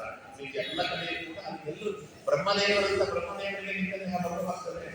ಬ್ರಹ್ಮದೇವರಿಗೆ ಮರಣ ಇದೆ. ಈ ಒಂದು ನಮ್ಮಂತ ಮಂಡ ಈಗ ಹೋದ್ರು ಕೂಡ ಅವರಿಗಿರುವ ಲಿಂಗದೇಹ ಅಂಗವಾಗಿ ಅವರ ಸ್ವರೂಪದ ನಮ್ಮನ್ನೆಲ್ಲ ಕರ್ಕೊಂಡು ಯಾರು ಮೋಕ್ಷ ಯೋಗ್ಯರಿದ್ದಾರೆ ಅವ್ರನ್ನ ಕರ್ಕೊಂಡು ಮುಕ್ತಿಗೆ ಹೋಗ್ತಾರೆ. ಮುಕ್ತ ಸ್ಥಾನವಾದ ವೈಕುಂಠಕ್ಕೆ ಈ ಕಲ್ಪದ ಕೊನೆಯಲ್ಲಿ ಅಂದ್ರೆ ಅವರ ಶರೀರವೇ ಅದು ಅಸ್ಥಿರ. ಅಂದ್ಮೇಲೆ ನಮ್ಮ ಶರೀರ ಅದಕ್ಕೆ ಲೆಕ್ಕವೇ ಇಲ್ಲ. ಅವರ ಶರೀರ ಬ್ರಹ್ಮದೇವರ ಶರೀರವನ್ನು ಸ್ಥಿರ ಮಾಡಿಕೊಡಿಸಿದ್ದಾನೆ ಸ್ವಾಮಿ. ಆದ್ದರಿಂದ ಎಲ್ಲರಿಗೂ ಕೂಡ ಮರಣ ಅನ್ನುವುದೇ. ಅದಕ್ಕೆ ಸರ್ವೇಚ್ಛೆಯಿಂದ ನಿಶ್ಚಯ. ನಾವು ಏನು ಗಳಿಸಿದ್ದೇವೆ ಅದು ಒಂದಲ್ಲ ಒಂದು ದಿನ ಕಳೆಯಲೇಬೇಕು. ಆದ್ದರಿಂದ ದಾನ ಮಾಡಿ ಅದನ್ನು ಕಳೆಯಿತು. ಜಲಾಶಯಸ್ಥಂ ಜಲಂಚ ಶಿಷ್ಯತಿ, ತುಂಬಿ ಹರಿಯುವಂತಹ ಹೊಳೆ, ಕೆರೆ, ಬಾವಿ ಒಂದಲ್ಲ ಒಂದು ದಿನ ಅದು ಬರ್ತದೆ. ಮತ್ತದು ತುಂಬುವ ಪ್ರಶ್ನೆ ಬರ್ತದೆ ಒಂದಲ್ಲ ಒಂದು ದಿನ. ಅದಕ್ಕೆ ಸಮುದ್ರ ಮೂಲ ಜಗದಂತಿ ಪಾತಃ ಬೇರುಂಟಂತಹ ವೃಕ್ಷಗಳು ಇವತ್ತಲ್ಲ ನಾಳೆ ಉರುಳಲೇಬೇಕು. ಯಾವ ಮರವೂ ಕೂಡ ಶಾಶ್ವತವಾಗಿರುವುದಿಲ್ಲ. ದೊಡ್ಡಾದ ಮರ ಇತ್ತಲ್ಲ 1800 ವರ್ಷ ಇತ್ತಲ್ಲ, ಅದನ್ನೆಲ್ಲ ಉರುಳಿತು. ನಮ್ಮಟ್ಟು ಬೇಗ ಉರುಳದೆ ಇರುವ ದೊಡ್ಡಲ್ಲ ಉರುಳುತ್ತದೆ. ಸಮುದ್ರ ಮೂಲ ಜಗದಂತಿ ಪಾತಃ ಮತ್ತೆ ಶಾಶ್ವತವಾಗಿ ಅದೊಂದು 2 ಉಂಟಾಗ ಕುತಂಚ ದತ್ತಂಚ ತಥೈವ ತಿಂತತಿ. ಜ್ಞಾನ ಯಜ್ಞವನ್ನು ಏನು ಮಾಡಿದ್ದೇವೆ, ದಾನವನ್ನು ಏನು ಮಾಡಿದ್ದೇವೆ, 2 ಮಾತ್ರ ನಮ್ಮ ಜೊತೆಯಲ್ಲಿ ಬರ್ತದೆ, ಬೇರೆ ಬರುವುದಿಲ್ಲ. ಆದ್ದರಿಂದ ಜ್ಞಾನವನ್ನು ಪಡಿ, ದಾನವನ್ನು ಮಾಡಿ, 2 ಮಾಡಿ ನಿನ್ನ ಮುಂದಿನ ಜೀವನವನ್ನ ಉಜ್ಜೀವನಗೊಳಿಸಿಕೋ ಅಂತ ಅವ ಹೇಳ್ತಾರೆ. ಈಗ ಅದನ್ನು ಹೇಳ್ತಾರೆ, ಪತನಾಂತ ಸಂಶಯ. ಯಾರು ಮೇಲೆ ಇರ್ತಾರೋ ಅವ್ರ ಕೆಳಗೆ ಇಳಿಯಲೇಬೇಕು ಅಂತ. ನಮ್ಮ ಡೇಂಜರಸ್ ಅವರಿಗೆ ಅತ್ಯುನ್ನತ ಪತನ ಹೇತು ಅಂತಾರೆ ರಾಜರಾಜರು. ತುಂಬಾ ಮೇಲೆ ಏರಬಾರದಂತೆ. ತುಂಬಾ ಮೇಲೆ ಏರಿದ್ರೆ ಬೇಗ ಹೋಗ್ಬಿಡ್ತಾರೆ ಕೆಳಗಡೆಗೆ ಅಂತ. ಮೇಲೆ ಏರುವುದು ಸುಲಭ, ಅಲ್ಲಿ ಉಳಿಯುವುದು ಕಷ್ಟ. ನನಗೆ ಭಗವಂತ ತುಂಬಾ ಒಳ್ಳೆ ಹೆಸರು ಕೊಟ್ಟ. ಜಗತ್ತಿನಲ್ಲಿ ಒಳ್ಳೆ ಫೇಮಸ್ ಆಗಿಬಿಟ್ವಿ, ಸೆಲೆಬ್ರಿಟಿ ಆಗಿಬಿಟ್ವಿ, ರೋಟಿ ಸಹ ಚೆನ್ನಾಗಿರ್ತದೆ. ಒಂದು ಸಣ್ಣ ತಪ್ಪು ಒಬ್ಬ ಮನುಷ್ಯನನ್ನು ಮೇಲಿಂದ ಕೆಳಗಡೆ ಎತ್ತಾಗಿಬಿಡ್ತದೆ. ಅವನು ಎಷ್ಟು ಜಾಗೃತವಾಗಿ ತನ್ನನ್ನು ಕಾಪಿಟ್ಟುಕೊಳ್ಳಬೇಕು ಅಂದ್ರೆ ಅದಕ್ಕೆ ನಾವು ಸಡಿಲಿ ಬಿಟ್ಟರೆ ಸಾಕಪ್ಪ ಅಂತ. ಅದಕ್ಕೆ ದೊಡ್ಡವರೆಲ್ಲ ನಾವು ಎಳೆಮರೆ ಕೈಯಾಗಿರೋಣ, ಎಳೆಮರೆ ಕೈಯಾಗಿರೋಣ. ಯಾವುದೂ ರೀತಿಯಾಗಿರ್ತಕ್ಕಂಥ ಸೇರಿರು ಜಯೇಶ್ವರಿಕಲದಾಸರು ಜನರ ಮನ್ನಣೆ ದೃಷ್ಟಿ ಕನಸಿಲಾದನು ಸ್ಥಿರ ಬಿಡು ನಿನ್ನಲ್ಲಿ ಧ್ಯಾನ. ಜನರ ಮನ್ನಣೆ ದೃಷ್ಟಿ ಕನಸಿಲಾದನು ಕನಸಲ್ಲೂ ಬೇಡ ಸ್ವಾಮಿ. ಜನರ ಮನ್ನಣೆ ಇದೆಯಲ್ಲ ಮನುಷ್ಯನಿಗೆ ಬಹಳ ಡೇಂಜರಸ್. ಯಾಕೆಂದ್ರೆ ಹೊಗಳಿದ ಜನ ಯಾವಾಗ ತಿರುಗುತ್ತಾರೋ ಗೊತ್ತಿಲ್ಲ. ಅದಕ್ಕೆ ಗೋಪಾಲದಾಸರು ಮಂದಿಯೊಳಗೆ ಜನ ವಂದಿಸಲು ನಿನ್ನ ಬಂದ ಭಾಗ್ಯವೇನೋ. 4-5 ಜನ ಇಲ್ಲಿ ಬಂದ ತಕ್ಷಣ ಎಲ್ಲರೂ ನಮಸ್ಕಾರ ಮಾಡಿದ್ರು. ಬಂದವರೆಲ್ಲ ಕೈ ತುಂಬ ಕೊಟ್ಟು ನಮಸ್ಕಾರ ಮಾಡಿದ್ರು. ಏನಾಯ್ತು? ದೇವ್ರ ಮೋಕ್ಷ ಮಾಡ್ಕೊಂಡು ಹೇಳಿರಲ್ಲ. ಹಿಂದೆ ಅದೇ ಜನ ನಿಂದಿಸಲು ನಿನ್ನ ಮುಂದಾದದ್ದೇನು ಅಂತಾರೆ. ನಾನು ಈ ಕಡೆ ತೆರಳಿ ಬಾಯಿ ಬೈದ್ರು ನಮ್ಮ ಜನಕ್ಕೆ. ಏನಾಯ್ತು? ಅವ್ರು ಬೈದದ್ರಿಂದ ನಮ್ಗೆ ಅರ್ಥ ತನಸಾಗಲಿಲ್ಲ, ಅವ್ರು ಹೊಗಳಿದ್ರಿಂದ ನಮಗೆ ಮೋಕ್ಷ ಆಗಲಿಲ್ಲ. ಅನ್ನೋದ್ರಿಂದ ಜನಗಳ ಬಗ್ಗೆ ಜಾಸ್ತಿ ತಲೆ ಕೆಡಿಸ್ಕೊಳ್ಬೇಡ ಅಂತ. ಮಂದಿಯೊಳಗೆ ಜನರಿಗೆ ಮಂದಿಯೊಳಗೆ ಜನ ವಂದಿಸಲು ನಿನ್ನ ಬಂದ ಭಾಗ್ಯವೇನು. ಹಿಂದೆ ಅದೇ ಜನ ನಿಂದಿಸಲು ನಿನ್ನ ಕೃತಾದೇನೋ. ಅದಕ್ಕೋಸ್ಕರವಾಗಿ ನೋಡಿ, ಒಬ್ಬೊಬ್ಬರ ಮಾತು ಒಂದೊಂದು ಕಡೆ ಎತ್ತಿದ್ರೆ ಇನ್ನೊಂದು ಕಡೆ ಹೋಗ್ತದೆ. ಗೋಪಾಲದಾಸರು ಹೇಳಿದ್ರೆ, ವಿಜಯದಾಸರು ಹೇಳಿದ್ರು, ಮಂದಿಯ ಮಾತಿಗೆ ಎಂದೆಂದೂ ಮರುಗದೆ, ಮಂದಿಯ ಮಾತಿಗೆ ಎಂದೆಂದೂ ಮರುಗದೆ, ಮುಂದಿನ ಹಾದಿಯ ನೋಡೋ, ಮುಂದಿನ ಹಾದಿಯ ನೋಡೋ, ಮುಂದಿನ ಹಾದಿಯ ನೋಡೋ, ಎಲೆಮನ ಮುರಾರಿಯದೆ ಕೊಂಡಾಡೋ, ಎಲೆಮನ ಮುರಾರಿಯದೆ ಕೊಂಡಾಡೋ. ಸಾಕು, ಜನ ಬೈತಾ ಬೈಕೊಂಡಿರಲಿ. ಜನರ ಮನ್ನಣೆ ಭಾರ ಡೇಂಜರ್. ಅದಕ್ಕೋಸ್ಕರ ಹೇಳ್ತಾರೆ, ಯಾವುದು ಮೇಲೆ ಹೋಗ್ತದೆ ಕೆಳಗೆ ಬರಲೇಬೇಕು. ಒಂದೇ ಸಮನೆ ಮೇಲೆ ನಿಲ್ಲುವುದಕ್ಕಾಗುವುದಿಲ್ಲ. ಧರ್ಮರಾಜನಂತವನಿಗೆ ಅಪವಾದಂತು. ಕೃಷ್ಣ ಅಪವಾದ ಬಂದಂತ ನಾಟಕ ಆಡಿಬಿಟ್ಟ. ಸಮಂತಕ ಮಣಿಯ ಮೇಲೆ ಅಪವಾದವನ್ನು ತಾನೇ ಮೇಲೆ ಹಾಕಬಹುದು. ಜಾಗವತಿ ದೇವಿಯ ಜೊತೆಯಲ್ಲಿ ವಿವಾಹವಾಗಬೇಕು ಅನ್ನುವ ಕಾರಣಕ್ಕೆ ಭಗವಂತ ನಾಟಕ ಆಡಿಬಿಟ್ಟ. ಕೃಷ್ಣನನ್ನು ಬೈದವರಿದ್ದಾರೆ, ಇವತ್ತಿಗೂ ಬೈಯಲಿದ್ದಾರೆ. ರಾಮದೇವರನ್ನು ಬೈದವರಿದ್ದಾರೆ, ಇವತ್ತಿಗೂ ಬೈಯಲಿದ್ದಾರೆ. ಯಾರನ್ನ ಬೈದಿಲ್ಲ ನಮ್ಮ ಜನ ಹೇಳಿದ್ರು, ಇಂಥವರನ್ನ ಬೈದಿಲ್ಲ. ಸೀತಾಮಾತೆಯ ಶೀಲದಲ್ಲಿ ಶಂಕೆ ಮಾಡಿದ ಪಾಪಿ ದೇಶ ಇದು. ಸೀತಾದೇವಿ ಅಂತ ಸೀತಾದೇವಿಯ ಶೀಲದಲ್ಲಿ ಶಂಕೆ ಮಾಡಿದವರು. ಅದಕ್ಕೆ ನರಕಾಸುರನ ಸರಿಯಾಗಿದ್ದ 16,100 ಜನರನ್ನ ಅವಾಗ ಬಿಡಿಸಿದ ಕೃಷ್ಣ ಪರಮಾತ್ಮ. ನರಕಾಸುರನ ಕೊಂದು ಅವಾಗ ಅವನಿಗೆ ಭಗದತ್ತಲ್ಲಿ ಹೇಳಿದ, ಅಲ್ಲಿರೋರೆಲ್ಲ ಒಳ್ಳೆ ಸ್ನಾನ ಮಾಡಿಸಪ್ಪ, ಒಳ್ಳೆ ಬಟ್ಟೆ ಕೊಡು, ಒಳ್ಳೆ ಊಟ ಮಾಡು, ಅದಾದ್ಮೇಲೆ ಗೌರವಯುತವಾಗಿ ಅವರವರನ್ನು ಕಳಿಸಿಕೊಡು ಅಂದರೆ ಅವರೆಲ್ಲ ಒಂದು ಕೃಷ್ಣನ ನಮಸ್ಕಾರ ಮಾಡಿದ್ರು. ಕೃಷ್ಣ, ನಾವು ನಮ್ಮ ತಂದೆ ಮನೆಗೆ ಹೋಗುವುದಿಲ್ಲ. ಯಾಕೆ ಹೋಗುವುದಿಲ್ಲ ಅಂದ್ರೆ ಅವರದೇ ಮಾತು ಹೇಳ್ತಾರೆ. ಸೀತಾಮಾತೆಯ ಶೀಲದಲ್ಲಿ ಶಂಕೆ ಮಾಡಿದ ಪಾಪದ ದೇಶ ಇದು, ಪಾಪದ ಜನ ಇವರು. ನಾವಿಷ್ಟು ವರ್ಷಗಳ ಕಾಲ ನರಕಾಸುರನ ಅರಮನೆಯಲ್ಲಿ ಅವನ ಸೆರೆ ಹಿಡಿದಿದ್ರಿ ಅಂದ್ರೆ ನಮ್ಮ ಶೀಲದ ಬಗ್ಗೆ ಶಂಕೆ ಮಾಡದೆ ಬಿಡ್ತಾರ. ಅವನ ಅಗ್ನಿ ಪರೀಕ್ಷೆ ಮಾಡಿದ್ರು. ನಾವು ಅಗ್ನಿ ಪರೀಕ್ಷೆ ಮಾಡುವ ಸ್ಥಿತಿಯಲ್ಲಿ ನಾವಿಲ್ಲ. ನಮ್ಮ ಮೇಲೆ ಯಾವ ಜನ ಅನುಕಂಪದಿಂದ ನೋಡಿದ್ರು ಅದೇ ಜನ ನಮ್ಮನ್ನು ತಾತ್ಸಾರವಾಗಿ ನೋಡ್ತಾರೆ, ಸೂಚಿ ಇರ್ತಾರೆ. ಅದ್ರ ಬಂದು ನಾವು ಹೊರಗೆ ಹೋದ್ರೆ ನೇಣಾಕೊಂಡು ಸಾಯಬೇಕಾಗ್ತದೆ, ಆತ್ಮಹತ್ಯೆ ಮಾಡಿಕೊಳ್ಬೇಕಾಗ್ತದೆ. ನಮ್ಗೆ ಆತ್ಮಹತ್ಯೆ ಮಾಡಿಕೊಳ್ಳಿಕ್ಕೆ ಇಷ್ಟ ಇಲ್ಲ. ನಮಗೆ ನೀನು ಒಂದು ಒಳ್ಳೆ ಉಪಕಾರ ಮಾಡೋದಾದ್ರೆ ಕೃಷ್ಣ ಒಂದು ಉಪಕಾರ ಮಾಡಿ, ಏನು ಭಗವಂತನಿಗೆ ಹೇಳು, ನಾವು ಸಾಯೋವರೆಗೂ ನಮ್ಮನ್ನು ಹೀಗೆ ಸೆರೆಮನೆಯಲ್ಲೇ ಇಟ್ಟು ಅಂತ ಹೇಳಿದ್ರು. ಅವ್ರು ಹೇಳ್ತಾರೆ, ಕೃಷ್ಣನ ವ್ಯಕ್ತಿತ್ವ ಎಷ್ಟು ದೊಡ್ಡದು. ಕೃಷ್ಣ ಮದುವೆ ಆದ 16,100 ಜನ ಮದುವೆ. ಯಾಕೆ ಮದುವೆ ಆದ? ಭಾಗವತ ಹೇಳ್ತಾರೆ, ಮಹಾಭಾರತ ಹೇಳ್ತಾರೆ, ಯಾರು ನೋಡುತ್ತಿಲ್ಲ. ಕೃಷ್ಣ ಮದುವೆ ಅಂತ ಹೇಳಿದ್ರೆ ಸಮಸ್ಯೆ ಇರೋದೇ. ನಿಮಗೆ ನೀವು ಹೊರಗಡೆ ಬಂದಲ್ಲಿ ಯಾರು ಮದುವೆ ಆಗ್ತಾರೆ, ನಿಮ್ಮ ಜೀವನ ಏನು, ನಿಮ್ಮನ್ನ ಜನ ತೂಚಿ ಇರ್ತಾರೆ, ನಿಮ್ಮನ್ನ ಬದುಕಲಿಕ್ಕೆ ಬಿಡುವುದಿಲ್ಲ ಅಂತ ಇಷ್ಟೆಲ್ಲ ಸಮಸ್ಯೆ ಇದೆಯಲ್ಲ. ನೀವು ತಲೆ ಕೆಡಿಸ್ಕೊಳ್ಬೇಡಿ. ನಿಮ್ಮನ್ನ ಕೃಷ್ಣ ಮದುವೆ ಆಗ್ತಾರೆ. ನೀವು ಬದುಕಿರೋವರೆಗೂ ಕೃಷ್ಣನ ಹೆಂಡತಿಯರು ಅಂತ ಲೋಕದಲ್ಲಿ ಮನ್ನಣೆಯನ್ನು ಪಡೆಯಿರಿ. ನೀವು 14,100 ಅರಮನೆ ಕಟ್ಟಿಸ್ಕೊಡ್ತೇನೆ, ಒಂದೊಂದು ರೂಪದಿಂದ ನಿಮ್ಮ ಜೊತೆಯಲ್ಲಿ ಇರ್ತೇನೆ, ಮಾತು ಹೋಗುಗಳನ್ನು ನೋಡ್ತೇನೆ, ನೀವು ಮಾಡಿದಂತ ವ್ರತಗಳಿಗೆ ಸಾಫಲ್ಯವನ್ನು ಕೊಡ್ತೇವೆ. ತಲೆ ಕೆಡಿಸ್ಕೊಳ್ಬೇಡಿ. ಕೃಷ್ಣ ನಮ್ಮನ್ನ ಮದುವೆ ಆದ್ರೆ ನಿನ್ನ ಜನ ಅಂತಾರಲ್ಲೋ ಅಂತ ಏನ್ ಬಿಟ್ಟಿದ್ದಾರೆ ಅಂತ ಅಂತಾರಲ್ಲ. ಏನಾದ್ರು ಬಿಟ್ಟಿದ್ರೆ ತಾನು ಹೊಸದಾಗಿ ನೋಡಿ ಇನ್ನೊಂದು ಸೇರಿಸ್ಕೊಂಡು ಅಂತಾರ ಅನ್ಕೊಳ್ಳಿ. ಲೋಕದ ನಿಂದನೆಯಿಂದ ನಾನು ತಲೆ ಕೆಡಿಸ್ಕೊಳ್ಳೋದಲ್ಲ. ಮಂದಿಯ ಮಾತಿಗೆ ಎಂದೆಂದೂ ಮರುಗದೆ, ಮಂದಿಯ ಮಾತಿಗೆ ಎಂದೆಂದೂ ಮರುಗದೆ, ಮುಂದಿನ ಹಾದಿಯ ನೋಡೋ, ಮುಂದಿನ ಹಾದಿಯ ನೋಡೋ, ಮುಂದಿನ ಹಾದಿಯ ನೋಡೋ, ಎಲೆಮನ ಮುರಾರಿಯದೆ ಕೊಂಡಾಡು. ಕೃಷ್ಣನನ್ನು ಮಾಡಿ ತೋರಿಸ್ಬಿಟ್ಟ. ಅದಕ್ಕೆ ತಲೆಗೆಡಿಸಿಕೊಳ್ಳಬೇಡಿ. ಒಂದೇ ಸ್ಥಿತಿಯಲ್ಲಿ ಕಾರಣ ಅಂಥದ್ದಕ್ಕೆ ಸಂಯೋಗ ವಿಪ್ರಯೋಗ ಅಂತ ಒಟ್ಟಿಗೆ ಸೇರಿದ್ರು ಅದನ್ನು ಬಿಡುಗಡೆಗೆ ದಾರಿ ಅಂತ. ಪರ್ಮನೆಂಟ್ ಆಗಿ ಜೊತೆಯಲ್ಲಿರುವಂತ ಲೋಕದಲ್ಲಿ ಇಲ್ಲ. ಸಮಾನ ಅಂತ ಅಲ್ಲಿ ಹೇಳೋಕ್ಕಾಗಲಿ. ಒಟ್ಟಿಗೆ ಬನ್ನಿ ಅಂದ್ರೆ ಅಗಲಿಕೆ ಅಂತ ಅರ್ಥ. ಅದಕ್ಕೆ ಇದಕ್ಕೆ ಸಂಯೋಗ ವಿಪ್ರಯೋಗ ಅಂತ. ಈಗ ನೋಡ್ರಿ, ಬಾಲ್ಯದಿಂದ ನಮ್ಮ ಜೊತೆಯಲ್ಲಿ ಇದ್ದವರನ್ನ ಇವತ್ತು ನಮ್ಮಲ್ಲಿ ಇಲ್ಲ. ಬಾಲ್ಯದ ಗೆಳೆಯರಿಲ್ಲ, ಎಷ್ಟೋ ಜನ ತಂದೆ ತಾಯಿಗಳನ್ನು ಕಳ್ಕೊಂಡಿದ್ದಾರೆ, ಮಕ್ಕಳನ್ನು ಕಳ್ಕೊಂಡಿದ್ದಾರೆ, ಸುಮಾರು ಜನ ಅತ್ತೆ ಮಾವನನ್ನು ಕಳ್ಕೊಂಡಿರೋರು, ಗಂಡನನ್ನು ಕಳ್ಕೊಂಡಿರೋರು ಇದ್ದಾರೆ, ಹೆಂಡತಿಯನ್ನು ಕಳ್ಕೊಂಡಿರೋರಿದ್ದಾರೆ, ಕಳ್ಕೊಳ್ಳುವವರು ಇದ್ದಾರೆ. ಅದೆಲ್ಲ ನಾಲ್ಕು ದಿನ ನಾವು ಕಳೆದು ಹೋಗ್ತೇವೆ. ಅದೆಲ್ಲ ಪರ್ಮನೆಂಟ್ ಆಗಿ ನಮ್ಮ ಜೊತೆ ಇರುವ ದೇವರೊಬ್ಬನೇ ಭಗವಂತ ಒಬ್ಬ ಮಾತ್ರ. ವಾಯುದೇವರ ಸಂಕಟ ನಮ್ಮ ಜೊತೆಯಲ್ಲಿ ಇರ್ತಾನೆ ಹೊರತು ಯಾರೂ ನಮ್ಮ ಜೊತೆಯಲ್ಲಿ ಇರುವುದಿಲ್ಲ. ಆರು ಸಂಕಟ ಭಾವವಿಲ್ಲ. ನಾರಾಯಣ ನಿನ್ನ ನಾಮವನ್ನಲ್ಲದೆ ಪುತ್ರ ಮಿತ್ರರು ಮತ್ತೆ ಬಂಧು ಬಳಗವೆಲ್ಲ ಹತ್ತಿರ ನಿಂತು ನೋಡುವರಲ್ಲದೆ ಮೃತ್ಯುದೇವಿಯು ಬಂದು ಹಸುಗಳ ನೆನೆವಾಗ ಮತ್ತೆ ತನ್ನವರಿದ್ದು ಏನ ಮಾಡಿದರೋ ಯಾರು ಸಂಕಟ ಬಾವುರಿಲ್ಲ. ಯಾರು ಬರ್ತಾರೆ ಅಂತ ಸುತ್ತ ನಿಂತ್ಕೊಂಡಿರ್ತಾರೆ. ಎಲ್ಲ ನನ್ ಗುರು ಸಿಕ್ತೆ ಆಚಾರ್ಯ, ನನ್ ಗುರು ಸಿಕ್ತೆ ಏನ್ ಗುರು ಸಿಕ್ತವ್ರಿಗೆ ಯಮದೂತರ ಗುರುತು ಬಿಟ್ಟರೆ ಯಾವ ಮಾಡೋದು ಸಿಗುವುದಿಲ್ಲ. ಅಯ್ಯೋ ಪಾಪ ಆಚಾರ್ಯರು ಗುರುತೆ ಹೇಳಿದ್ದಿಲ್ಲ ಅಂತ ಕೆಲವರು ಏನ್ ನಡೆಯುತ್ತಿದ್ರು ಆಗಲೇ ಅವರಿಗೆ ಇನ್ನೂ ನಲ್ಲಬೇಕು ಅಂತ ಕೆಲವರು ಅವ್ರು ಮಾಡಿದ ಪುಣ್ಯ ನೋಡಿ ಭಗವಂತ ನಾಮಸ್ಮರಣೆ ಮಾಡ್ತಾ ಮಲಗಿದ್ದಾರೆ ಅಂತ ಕೇಳಿದ್ರು. ಒಬ್ಬೊಬ್ಬರು ತತ್ತರ ಮಾತಾಡ್ಕೊಂಡ್ರೆ ಅವ್ರು ಯಾರು ಮಾತಾಡ್ಕೊಂಡು ಇವರು ಮರಳಿ ತಪ್ಪಿಸ್ಲಿಕ್ಕಾಗಲ್ಲ. ನೋಡಿದ್ರಿ ನೀವು ಕೂಡ ಅನೇಕ ಹೊಸದಾಗಿ ಹೇಳಬೇಕಾಗಿಲ್ಲ. 46 ವರ್ಷಕ್ಕೊಬ್ಬರು ಹೋದ್ರಲ್ಲ, ಅನೇಕ ಕಮ್ಮಿಯಾಗಿದ್ದವರಿಗೆ ಡಾಕ್ಟರ್ಗಳನ್ನೆಲ್ಲ ಇಟ್ಕೊಂಡಿದ್ರು. ಜೈಲಂತ ಒಂದು ಏನು ಕಮ್ಮಿಯಾಗಿತ್ತು. ಒಂದು ರಾಜ್ಯದ ಚೀಫ್ ಮಿನಿಸ್ಟರ್ ಆಗಿದ್ದವರು ಬೆಳಗ್ಗೆ ಒಂದು ಡಾಕ್ಟ್ರು, ಮಧ್ಯಾಹ್ನ ಒಂದು ಡಾಕ್ಟ್ರು, ಸಾಯಂಕಾಲ ಒಂದು ಡಾಕ್ಟ್ರು, 3 ಡಾಕ್ಟರ್ಗಳು ತಪಾಸಣೆ ಮಾಡ್ತಿದ್ರು. ಡಾಕ್ಟ್ರು ರೋಗದ ಔಷಧಿ ಕೊಡಬಹುದು ಅಂತ ಸಾವಿಗೆ ಔಷಧಿ ಕೊಡ್ಲಿಕ್ಕೆ ಆಗಲ್ಲ. ಒಬ್ಬ ವೈದ್ಯ ಯಾವ್ದು ಔಷಧಿ ಕೊಡ್ಬೋದು? ರೋಗಕ್ಕೆ. ಸಾವಿಗೆ ಯಾರು ಔಷಧಿ ಕೊಡಲಿಕ್ಕಾಗಲ್ಲ. ಅದರಿಂದ ಸಂಯೋಗ ವಿಪ್ರಯೋಗ ಅಂತ ಯಾರ ಜೊತೆ ಎಲ್ಲಾದ್ರೂ ಸೇರಿದ್ರೆ ಅಗಲಿಕೆಗೆ ದಾರಿ ಇದ್ದಾರೆ. ನಮ್ಮ ಗುರುಗಳಿಗೆ ಪ್ರಮಾತ್ತರ ಅಂತ ಗೋವಿಂದ ವಿಠಲದಾಸರು ಅವರ ಮನೆಯಲ್ಲಿ ಮಗು ಹುಟ್ಟಿದ್ರು. ಅವ್ರ ಮಗು ಗಂಡು ಇಲ್ಲ, ಗಂಡು ಎಲ್ಲ ಖುಷಿಯಿಂದ ಚಪ್ಪಾಳೆ ಹಾಕಿದ್ರೆ ಅವ್ರ ಕಣ್ಣಲ್ಲಿ ನೀರು ಹಾಕೊಂಡು ಕೂತಿದ್ರಂತೆ.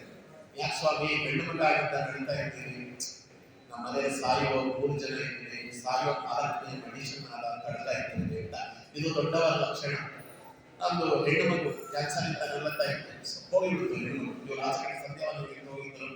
ವಾಪಸ್ ಬರುವಷ್ಟೊಳಗೆ ಮಗು ಸತ್ತಿದೆ. ಮನೆಯವರೆಲ್ಲ ಅಳ್ತಾ ಇದ್ದಾರೆ. ನೀವು ಚಪ್ಪಾಳೆ ತಿಂದು ಕುಡಿ ಶುರು ಮಾಡಿ. ಇದೇನು ಸ್ವಾಮಿ?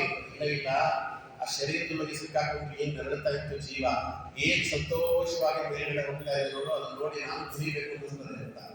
ಇದು ಜ್ಞಾನಿಗಳ ಲಕ್ಷಣ. ಅವರು ಮರಣದಲ್ಲಿ ಜೀವನವನ್ನು ಕಾಣ್ತಾರೆ, ಜೀವನದಲ್ಲಿ ಮರಣವನ್ನು ಕಾಣ್ತಾರೆ. ಮರಣ ಅಂದ್ರೆ ಮಹಾ ನೋವಿ ಅಂತ, ಮಹಾ ಹಬ್ಬ ಅಂತ ಹೇಳ್ತಾರೆ.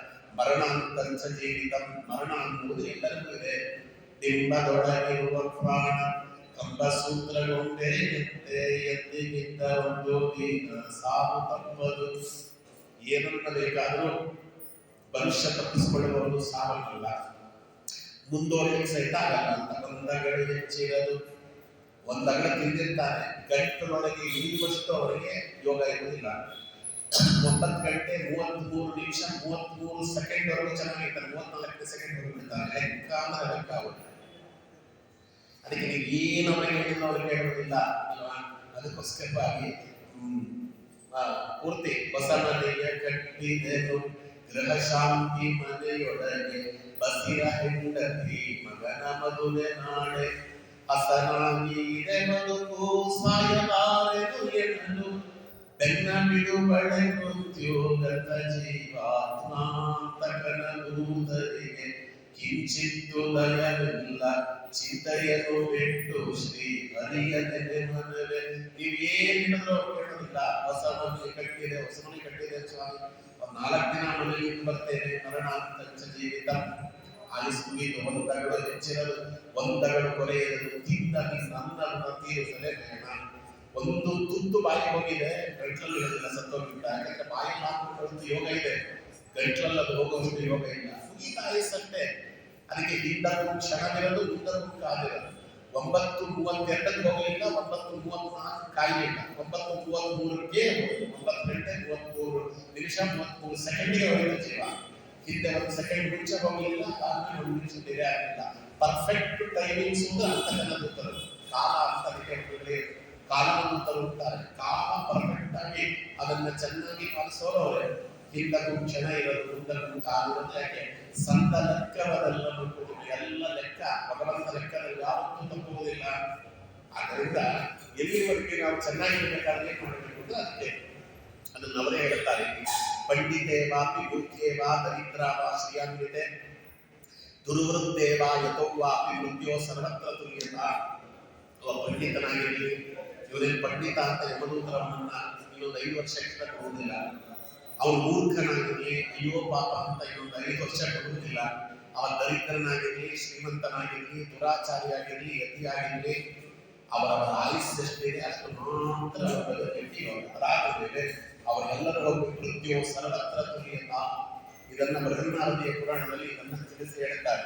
ಆದ್ದರಿಂದ ಯಾರು ಕೂಡ ಆಗಲ್ಲ. ಅದಕ್ಕೊಂದು ಮಾತು ಹೇಳಿದ್ರು, ಇಲ್ಲಿ ಅವ್ರಿಗೆ ಯಾಕೆ ಭಯ ಇರುವುದಿಲ್ಲ ಅಂದರೆ, ದ್ವಾದೇವ ಪುರುಷ ವ್ಯಾಘ್ರ ಸೂರ್ಯಮಂಡಲ ಬೇರಿನ ಉದ್ಯೋಗ ಪರ್ವದಲ್ಲಿ ಮಾತಿದೆ, ಪರಿಮುರಾಟ್ ಯೋಗಯುಕ್ತಾಶ್ಚಾರಣಿ ಚಾಪಿ ಮುಖೋಹತಃ.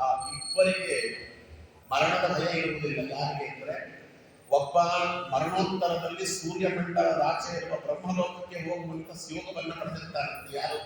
ಯೋಗಿಯಾದವ, ಯೋಗದಿಂದ ಭಗವಂತನನ್ನ ಒಳಗೆ ಕಂಡವ, ಅಪರೋಕ್ಷ ಜ್ಞಾನ. ಮರಣದ ಭಯವೇ ಇಲ್ಲ. ಯಾಕೆ? ನಮಗೆಲ್ಲ ಗೊತ್ತಿರ್ತದೆ. ಪರೀಕ್ಷಿತರಾದಲ್ಲಿ ಏನಾದರೂ ಭಯ ಇರ್ತದೆ ನೋಡಿ.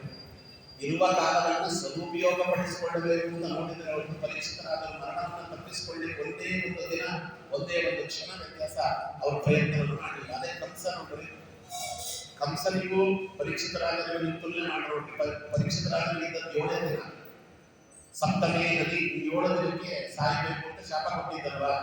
ಅಲ್ಲಿ ಕಂಸನಿಗೆ ಹೇಳಿದ್ದು ಇವಳ 8ನೇ ಗರ್ಭ ಅಂತ ಹೇಳಿದ್ರು. 8ನೇ ಗರ್ಭ ಅಂದ್ರೆ ಇನ್ನೊಂದು 8 ವರ್ಷ ಅಲ್ಲ, ವರ್ಷಕ್ಕೊಂದೊಂದು ಮಗು ಅಂದ್ರೆ 8 ವರ್ಷ.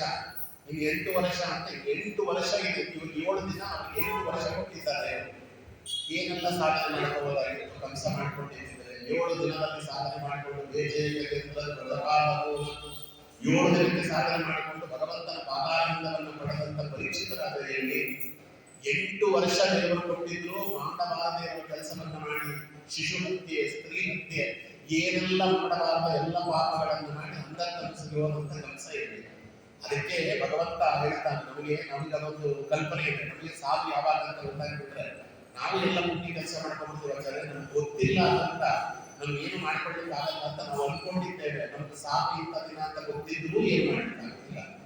ಯಾಕಂದ್ರೆ ಮಾಡಿಸುವವ ಭಯ ಶುರುವಾಗಿಬಿಟ್ರೆ ಅದಕ್ಕೆ ಮರಣ ಭಯ ಅನ್ನುವುದು ಇರಬಾರದು ಅನ್ನೋದೇ ಇದನ್ನು ಹೇಳ್ತಾರೆ. ಯಾರು ಹೇಳಿದ್ರೆ, ಹೌದಾ ಇವತ್ತು ನಾಳೆ ಹೋಗ್ಬೇಕಾದ್ರೆ ಇವತ್ತು ಹೋಗ್ತಾ ಇದ್ದೇವೆ ಅಂತ ಪುರಂದರದಾಸರು ಹೇಳ್ತಾರೆ. ಈಗ ಮಕ್ಕಳು ಸತ್ತಿದೆ, ಮಕ್ಕಳು ಸತ್ತಾಗ ಕೊಡು ಅಂತ ಹೇಳ್ತಾ ಇದ್ದೀರಿ. ಪುರಂದರದಾಸರ ಅದಕ್ಕೆ ಹೇಳಿದ್ರು, ಗಟ್ಟಿ ಮಣ್ಣ ಮುದ್ದೆ ಮಾಡಿ ಗರ್ಭದಲ್ಲಿಟ್ಟು ಹೆರಲಿಲ್ಲ, ಕೊಟ್ಟ ದೇವರು ಕೊಂಡು ಒಯ್ಯಲು ಕುಟ್ಟಿಕೊಂಡು ಅಡುಗೆ ಯಾಕೋ. ಎಂಥ ಮಾತನೆಯದು ಅಮೋಘವಾಗಿರ್ತಕ್ಕಂಥ ಮಾತು. ಇಲ್ಲ ಮಗು ಸತ್ತದ್ದು ಅಂದ್ರೆ ಮಗು ಏನ್ ಮಾಡಿದ್ಯಮ್ಮ ನೀನು ಅಂತ ಕೇಳ್ತಾರೆ. ಆ ಮಗುವಿಗೆ ಏನಾದ್ರು ಆಕಾರ ಕೊಟ್ಟಿದ್ಯಾ? ಮಣ್ಣಿನಲ್ಲಿ ಏನಾದ್ರು ಆಕಾರ ಮಾಡಿ, ಮಣ್ಣಿನಲ್ಲಿ ಏನಾದ್ರು ಕಣ್ಣು ಮೂಗು ಬಾಯವ ಸಿದ್ಧಾರ ಮಾಡಿ, ಒಳಗಡೆ ಹೃದಯ ಇಟ್ಟು ನರಗಳನ್ನೆಲ್ಲ ಚೆನ್ನಾಗಿ ವೈರಿಂಗ್ ಮಾಡೋದನ್ನು ಮಾಡಿ ಏನೋ ಮಾಡಿಲ್ಲ. ಗಟ್ಟಿ ಮಣ್ಣ ಮುದ್ದೆ ಮಾಡಿ ಗರ್ಭದಲ್ಲಿಟ್ಟು ಹೆರಲಿಲ್ಲ, ಇರಲಿಲ್ಲ, ಒಳಗಡೆ ಬೆಳೆದದ್ದು. ಹೆಂಗೆ ಬೆಳೆಯಿತು? ದೇವರು ಬೆಳೆಸಿದ. ಒಳಗಡೆ ಎಲ್ಲ ನರಗಳು ಹೇಗಿದೆ ಅವ ಕೊಟ್ಟದ್ದು. ಕಣ್ಣು ಮೂಗು ಬಾಯಿ ಚರ್ಮ ಏನೇನಿಲ್ಲ, ನಕರೋಮ ನವರಂಧ್ರ ಎಲ್ಲವೂ ಭಗವಂತ ಮಾಡಿದ್ದೆ. ನಮ್ಮದೇನಿಲ್ಲ ಅಲ್ಲಿ. ಅವಳ ಗರ್ಭದಲ್ಲಿ ಹೊತ್ತು ಈಚೆ ಕಡೆ ಕೊಟ್ಟ ದೇವರು ಕೊಂಡೋಗಿ ಅವ ಕೊಟ್ಟದ್ದಾದಂತ ಜ್ಞಾನಕ್ಕೂ ತಗೊಂಡೋಗುವಂತ ಅಧಿಕಾರ ಆಗಿದೆ. ಈಗ ನಮ್ಮ ಮನೆಯಲ್ಲಿ ಯಾರು ಹೇಳ್ತಾರೆ, ಆಚಾರ್ಯರು ಸಾಹಿತ್ಯನ ಇಟ್ಟಿರ್ತೀನಿ ಮನೆಯಲ್ಲಿ, ನಾನು ಸ್ವಲ್ಪ ಬದಲಿ ಯಾತ್ರೆ ಹೋಗ್ತಾ ಇದ್ದೀನಿ, ಎಲ್ಲ ತಗೊಂಡು ಹೋಗ್ಲಿಕ್ಕಾಗಲ್ಲ, ಅಲ್ಲಿ ಏನ್ ತಗೊಂಡೋಗ್ಬೇಕು ಒಂದು ಸ್ವಲ್ಪ ತಗೊಂಡಿದ್ದೀನಿ, ಇಟ್ಟು ದೇವ್ರ ಬೆಟ್ಟಕ್ಕೆ ಇಟ್ಟಿರ್ತೇನೆ, ನಾನು ಬಂದಾಗ ತಗೊಂಡಿರ್ತೇನೆ ಇರ್ತಾರೆ. ಇದ್ದೀರಿ ಆಚಾರ್ಯ ಅಂತ ನಾವು ದೇವ್ರ ಪೂಜೆ ಮಾಡೋಣ, ಅದಕ್ಕೆ ಪೂಜೆ ಮಾಡ್ತೇವೆ. 1 ವರ್ಷ ಆದ್ಮೇಲೆ ಅವ್ರು ಬಂದಾಗ ವಾಪಸ್ ಕೊಡಿದ್ರೆ ನಾನು ಕೊಡಲ್ಲ ಅಂತ ಹೇಳಿದಾಗ ಕೊಟ್ಟ ದೇವರು ಕೊಂಡು ಹೋಗಿರೋದು ಅವ್ರದ್ದು ಆದ್ಮೇಲೆ ಅವ್ರು ಯಾವಾಗ ಬೇಕಾದ್ರೂ ಕೊಂಡು ಹೋಗುವಂತ ಅಧಿಕಾರ ಹೇಗಿದೆಯೋ, ದೇವರು ಕೊಟ್ಟವನ್ನೇ ನಮ್ಗೆ ಯಾವಾಗ ಬೇಕಾದ್ರೂ ಯಾರನ್ನು ಕರ್ಕೊಂಡು ಹೋಗೋದಕ್ಕೂ ಅಧಿಕಾರ ನಮಗೆ. ಅವನನ್ನು ಬೈಯೋದು ಯಾಕೆ? ಕುಟ್ಟಿಕೊಂಡು ಅಳೋದು ಯಾಕೋ? ಯಾಕಂತ ಇದ್ದಿ ಏನು ಅವ್ರನ್ನ ಅಳುತ್ತಾ ಅನ್ಸಂಗೆ ನಮ್ಮನ್ನು ಪರ್ಮನೆಂಟ್ ಆಗಿ ದೇವರು ಉಳಿಸೋಲ್ಲ. ಸಪ್ತಾಹ ಹೊತ್ತು ಇರಬೇಕಂತ ಇವತ್ತು ಅವ, ನಾಳೆ ನಾನು. ಪ್ರತಿಯೊಬ್ಬರಿಗೂ ಎಚ್ಚರಿಕೆ. ಹುಟ್ಟಿದಾಗಲೂ ಅಷ್ಟೇ, ಸತ್ತಾಗಲೂ ಅಷ್ಟೇ. ಹುಟ್ಟಿದ ಮನೆಗೆ ಹೋದಾಗ, ಸತ್ತ ಮನೆಗೆ ಹೋದಾಗ, ಪ್ರತಿ ವರ್ಷವೂ ಕೂಡ ಹುಟ್ಟು ಹಬ್ಬ ಬಂದಾಗ ಎಚ್ಚರಿಕೆ ಇರಬೇಕಂತೆ. ಇದು ಹುಟ್ಟಿದ್ದಾಗ ಅಂದರೆ ನಾನು ಮುಂದೆ ಹುಟ್ಟಲಿಕ್ಕಿದ್ದೇನೆ, ಆದ್ದರಿಂದ ಈ ಹುಟ್ಟನ್ನು ಸಾರ್ಥಕ ಮಾಡಿಕೊಳ್ಳಬೇಕು. ನಾಮಕರಣ ಹುಟ್ಟುಹಬ್ಬಕ್ಕೆಲ್ಲ ಹೋಗುವಾಗ ಒಂದು ಇರಬೇಕಂತೆ. ಹುಟ್ಟು ಹಬ್ಬ ಆಚರಣೆ ಮಾಡಬೇಕು. ಏನೆಲ್ಲ ಚಪ್ಪಾಳೆ ತಟ್ಟಿದ್ದೆ, ಕೇಕ್ ಕಟ್ ಮಾಡಿದ್ದೆ, ಯೋಚನೆ ಮಾಡುವುದಿಲ್ಲ. 1 ವರ್ಷ ಹೋಗಿತ್ತು. 1 ವರ್ಷ ನಾವು ಸಾಧಿ ಹತ್ತಿರವಾಗಿ ಎಚ್ಚರಿಕೆ ಏನಿಲ್ಲ. 70 ವರ್ಷ ಆಯಿತು ಅಂದ್ರೆ ನೋಡಿದ್ರೆ 70 ವರ್ಷ ಮುಗಿಯಿತು ಇಲ್ಲ 70 ವರ್ಷ ವಾಪಸ್ ಬರುವುದಿಲ್ಲ. ನಾನು ಸಾಲಿ ಒಂದೊಂದೇ ಬೆಟ್ಟ ಹತ್ರ ಆಗ್ತಾ ಇದ್ದೆ ನೋಡಿ. ಎಚ್ಚರಿಕೆ ಇದ್ರೆ ಮನುಷ್ಯ ಏನು ಮಾಡಿದ್ದೆ ಅಂತ ನೋಡ್ಕೊಳ್ತಾರೆ. ವಿಜಯಪುರ ಸ್ವಾಮಿ ಪಾಪ ವಿಮೋಚನ ಸ್ತೋತ್ರದಲ್ಲಿ ಹೇಳ್ತಾರೆ ನೋಡ್ರಿ, ಯುಗಾದಿ ಹಬ್ಬದ ದಿನ ನಿಂತ್ಕೊಂಡು ನೋಡ್ಬೇಕಂತೆ ಸಂವತ್ಸರದಲ್ಲಿ ಹೋದ ಸಂವತ್ಸರದಿಂದ ಈ ಸಂವತ್ಸರದವರೆಗೆ ಏನು ಸಾಧನೆ ಮಾಡಿಕೊಂಡಿದ್ದೇನೆ ಅಂತ ಲೆಕ್ಕ ಹಾಕಿ ಅವರನ್ನು ಲೆಕ್ಕ ಹಾಕಿದ್ರೆ 0. ಹೋದ ವರ್ಷಕ್ಕಿಂತ ಈ ವರ್ಷ ಕಮ್ಮಿ, ಈ ವರ್ಷಕ್ಕಿಂತ ಮುಂದಿನ ವರ್ಷ ಕಮ್ಮಿ, ಅದ್ರ ಮುಂದಿನ ವರ್ಷ ಇನ್ನೂ ಕಮ್ಮಿ. ಅದು ಒಂದೊಂದು ಜಾಸ್ತಿ ಆಗ್ತಾ ಹೋಗ್ಬೇಕು ಅಂದ್ರೆ ನಮ್ಮಲ್ಲಿ ಕಮ್ಮಿ ಆಗ್ತಾ ಹೋಗ್ತದೆ. ಭಗವಂತ ಕೇಳೋದು ಅಷ್ಟೇ. ಭಗವಂತ ಶಬರಿ ಕೇಳಿದ್ರೆ ನನ್ನ ಪ್ರಶ್ನೆ ಕೇಳ್ತಾರೆ. ನಾನು ಶಬರಿ ಉತ್ತರ ಕೇಳಿಲ್ಲ, ನಿಮ್ಮನ್ನು ಕೇಳ್ತೇನೆ, ನೀವು ಅದಕ್ಕೆ ಉತ್ತರ ಕೊಟ್ಟರೆ ನಾನು ನಿಮ್ಮ ಕೈ ಹಿಡಿದು ಕಾಪಾಡ್ತೇನೆ ಅಂತ ಸ್ವಾಮಿ. ಕಚ್ಚಿದ್ದೆ ವರ್ಧತೆ ತಪಃ, ಕಚ್ಚಿದ್ದೆ ನಿರ್ಜಿತ ವಿಘ್ನ, ಕಚ್ಚಿದ್ದೆ ವರ್ಧತೆ ತಪಃ, ಕಚ್ಚಿದ್ದೆ ಗುರು ಶುಶ್ರೂಷ ಆಹಾರಚ್ಚ ತಪೋದನೆ. ಆ ಹೇಳಿದ್ರು ಕಚ್ಚಿದ್ದೆ ಗುರು ಶುಶ್ರೂಷ ಆಹಾರಚ್ಚ ತಪೋದನೆ. ಕಚ್ಚಿದ್ದೆ ಹಲವನ್ನು ಕಚ್ಚಿದ್ದೆ ನಿರ್ಜಿತ ವಿಘ್ನ, ನಿನ್ನ ತಪಸ್ಸಿಗೆ ಬಂದಂತ ವಿಘ್ನಗಳನ್ನೆಲ್ಲ ಕಳೆದಿದ್ದೀಯಮ್ಮ ಅಂತ ಹೇಳಿದ. ಇಲ್ಲಿ ಕೂತಿರೋರೆಲ್ಲ ನನ್ನೂ ಸೇರಿಸಿ, ನೀವೇನು ಸಾಚಾರಾಚಾರ್ಯ ಅಂತ ನನಗೆ ಕೇಳಿಬಿಟ್ಟು ನನ್ನೂ ಸೇರಿಸಿ ಹೇಳ್ತಾ ಇದ್ದೇನೆ. ನಮ್ಮ ತಪಸ್ಸಿಗೆ ನಮ್ಮ ಅಧ್ಯಯನಕ್ಕೆ ಬಂದಿರುವಂತ ವಿಘ್ನಗಳನ್ನ ನಾವು ಗೆದ್ದಿದ್ದೇವೆ ಅಂತ ಯಾರ ಪ್ರಿಯ ಹೇಳುವಂತ ಸ್ಥಿತಿಯಲ್ಲಿ ಇಲ್ಲ. ಕಚ್ಚಿದ್ದೆ ನಿರ್ಜಿತ ವಿಘ್ನ, ಕಚ್ಚಿದ್ದೆ ವರ್ಧತೆ ತಪಃ. ನಾವು ತಪಸ್ಸನ್ನ ಬೆಳೆಸ್ಕೊಂಡಿದ್ದೇನಮ್ಮ. ನಿನ್ನೆಗಿಂತ ಇವತ್ತು, ಇವತ್ತಿಗಿಂತ ನಾಳೆ, ನಾಳೆಗಿಂತ ನಾಡಿದ್ದು ದಿನ ಪ್ರತಿ ತಪಸ್ಸು ಬೆಳೀತಿದ್ಯಾ ಸ್ವಾಮಿ ಹೇಳ್ತಾನೆ. ಯಾರಾದ್ರೂ ಹೇಳ್ತೀವಾ? ನೋಡಿ, ನಿನ್ನೆವರೆಗೂ ಲಕ್ಷ್ಮೀ ಶೋಭಾನೆ ಅರ್ಧ ಗಂಟೆಯಲ್ಲಿ ಲಕ್ಷ್ಮೀ ಶೋಭಾನ ಪಾರಾಯಣ. ಇವತ್ತು 15 ನಿಮಿಷ ಕೇಳಿದ್ದೇವೆ, ನಾಳೆ 10 ನಿಮಿಷ ಕೇಳಿದೆ. ಯಾಕಂದ್ರೆ ಅದರಲ್ಲಿ ಆಸಕ್ತಿ ಇಲ್ಲ. ದಿನದಿಂದ ದಿನಕ್ಕೆ ಪಾರಾಯಣದಲ್ಲಿ ಉಪನ್ಯಾಸದಲ್ಲಿ ಆಸಕ್ತಿ ಬೆಳೆದ್ರೆ ಅದು ಕೈ ಜಾಸ್ತಿ ಆಗ್ತಾ ಹೋಗಬೇಕು. ನಾವೆಲ್ಲ ಉಪನ್ಯಾಸ ಶುರು ಮಾಡಿದಾಗ 16ನೇ ವರ್ಷ ಆಯ್ತು ಈ ಮಠಕ್ಕೆ ನಾನು ಬಂದು. 45 ವರ್ಷ ಆಯಿತು ನಾನು ಉಪನ್ಯಾಸ ರಂಗಕ್ಕೆ ಬಂದು. ನಾವೆಲ್ಲ ಒಂದು ಉಪನ್ಯಾಸ ಮಾಡ್ತಾ ಇದ್ದೆ, 2 ಗಂಟೆ ಉಪನ್ಯಾಸ ಮಾಡ್ತಾ ಇದ್ವಿ. 6ರಿಂದ 8, 6 ಗಂಟೆ ಶುರು ಮಾಡಿ 8 ಗಂಟೆ ಮುಗಿಸ್ತಾ ಇದ್ವಿ. ಇನ್ನೂ ಚೆನ್ನಾಗಿ ಮುಗಿಸ್ತಾ ಇದೆ. ಅದಾದ್ಮೇಲೆ ಅದು 1:30 ಗಂಟೆ ಮುಗಿತು, 6:30 8 ಆಯಿತು. ಆಮೇಲೆ 6:45 8 ಆಯಿತು. ಈಗ 7ರಿಂದ 8, ಎಷ್ಟೋ ಕಡೆ 7:15 8.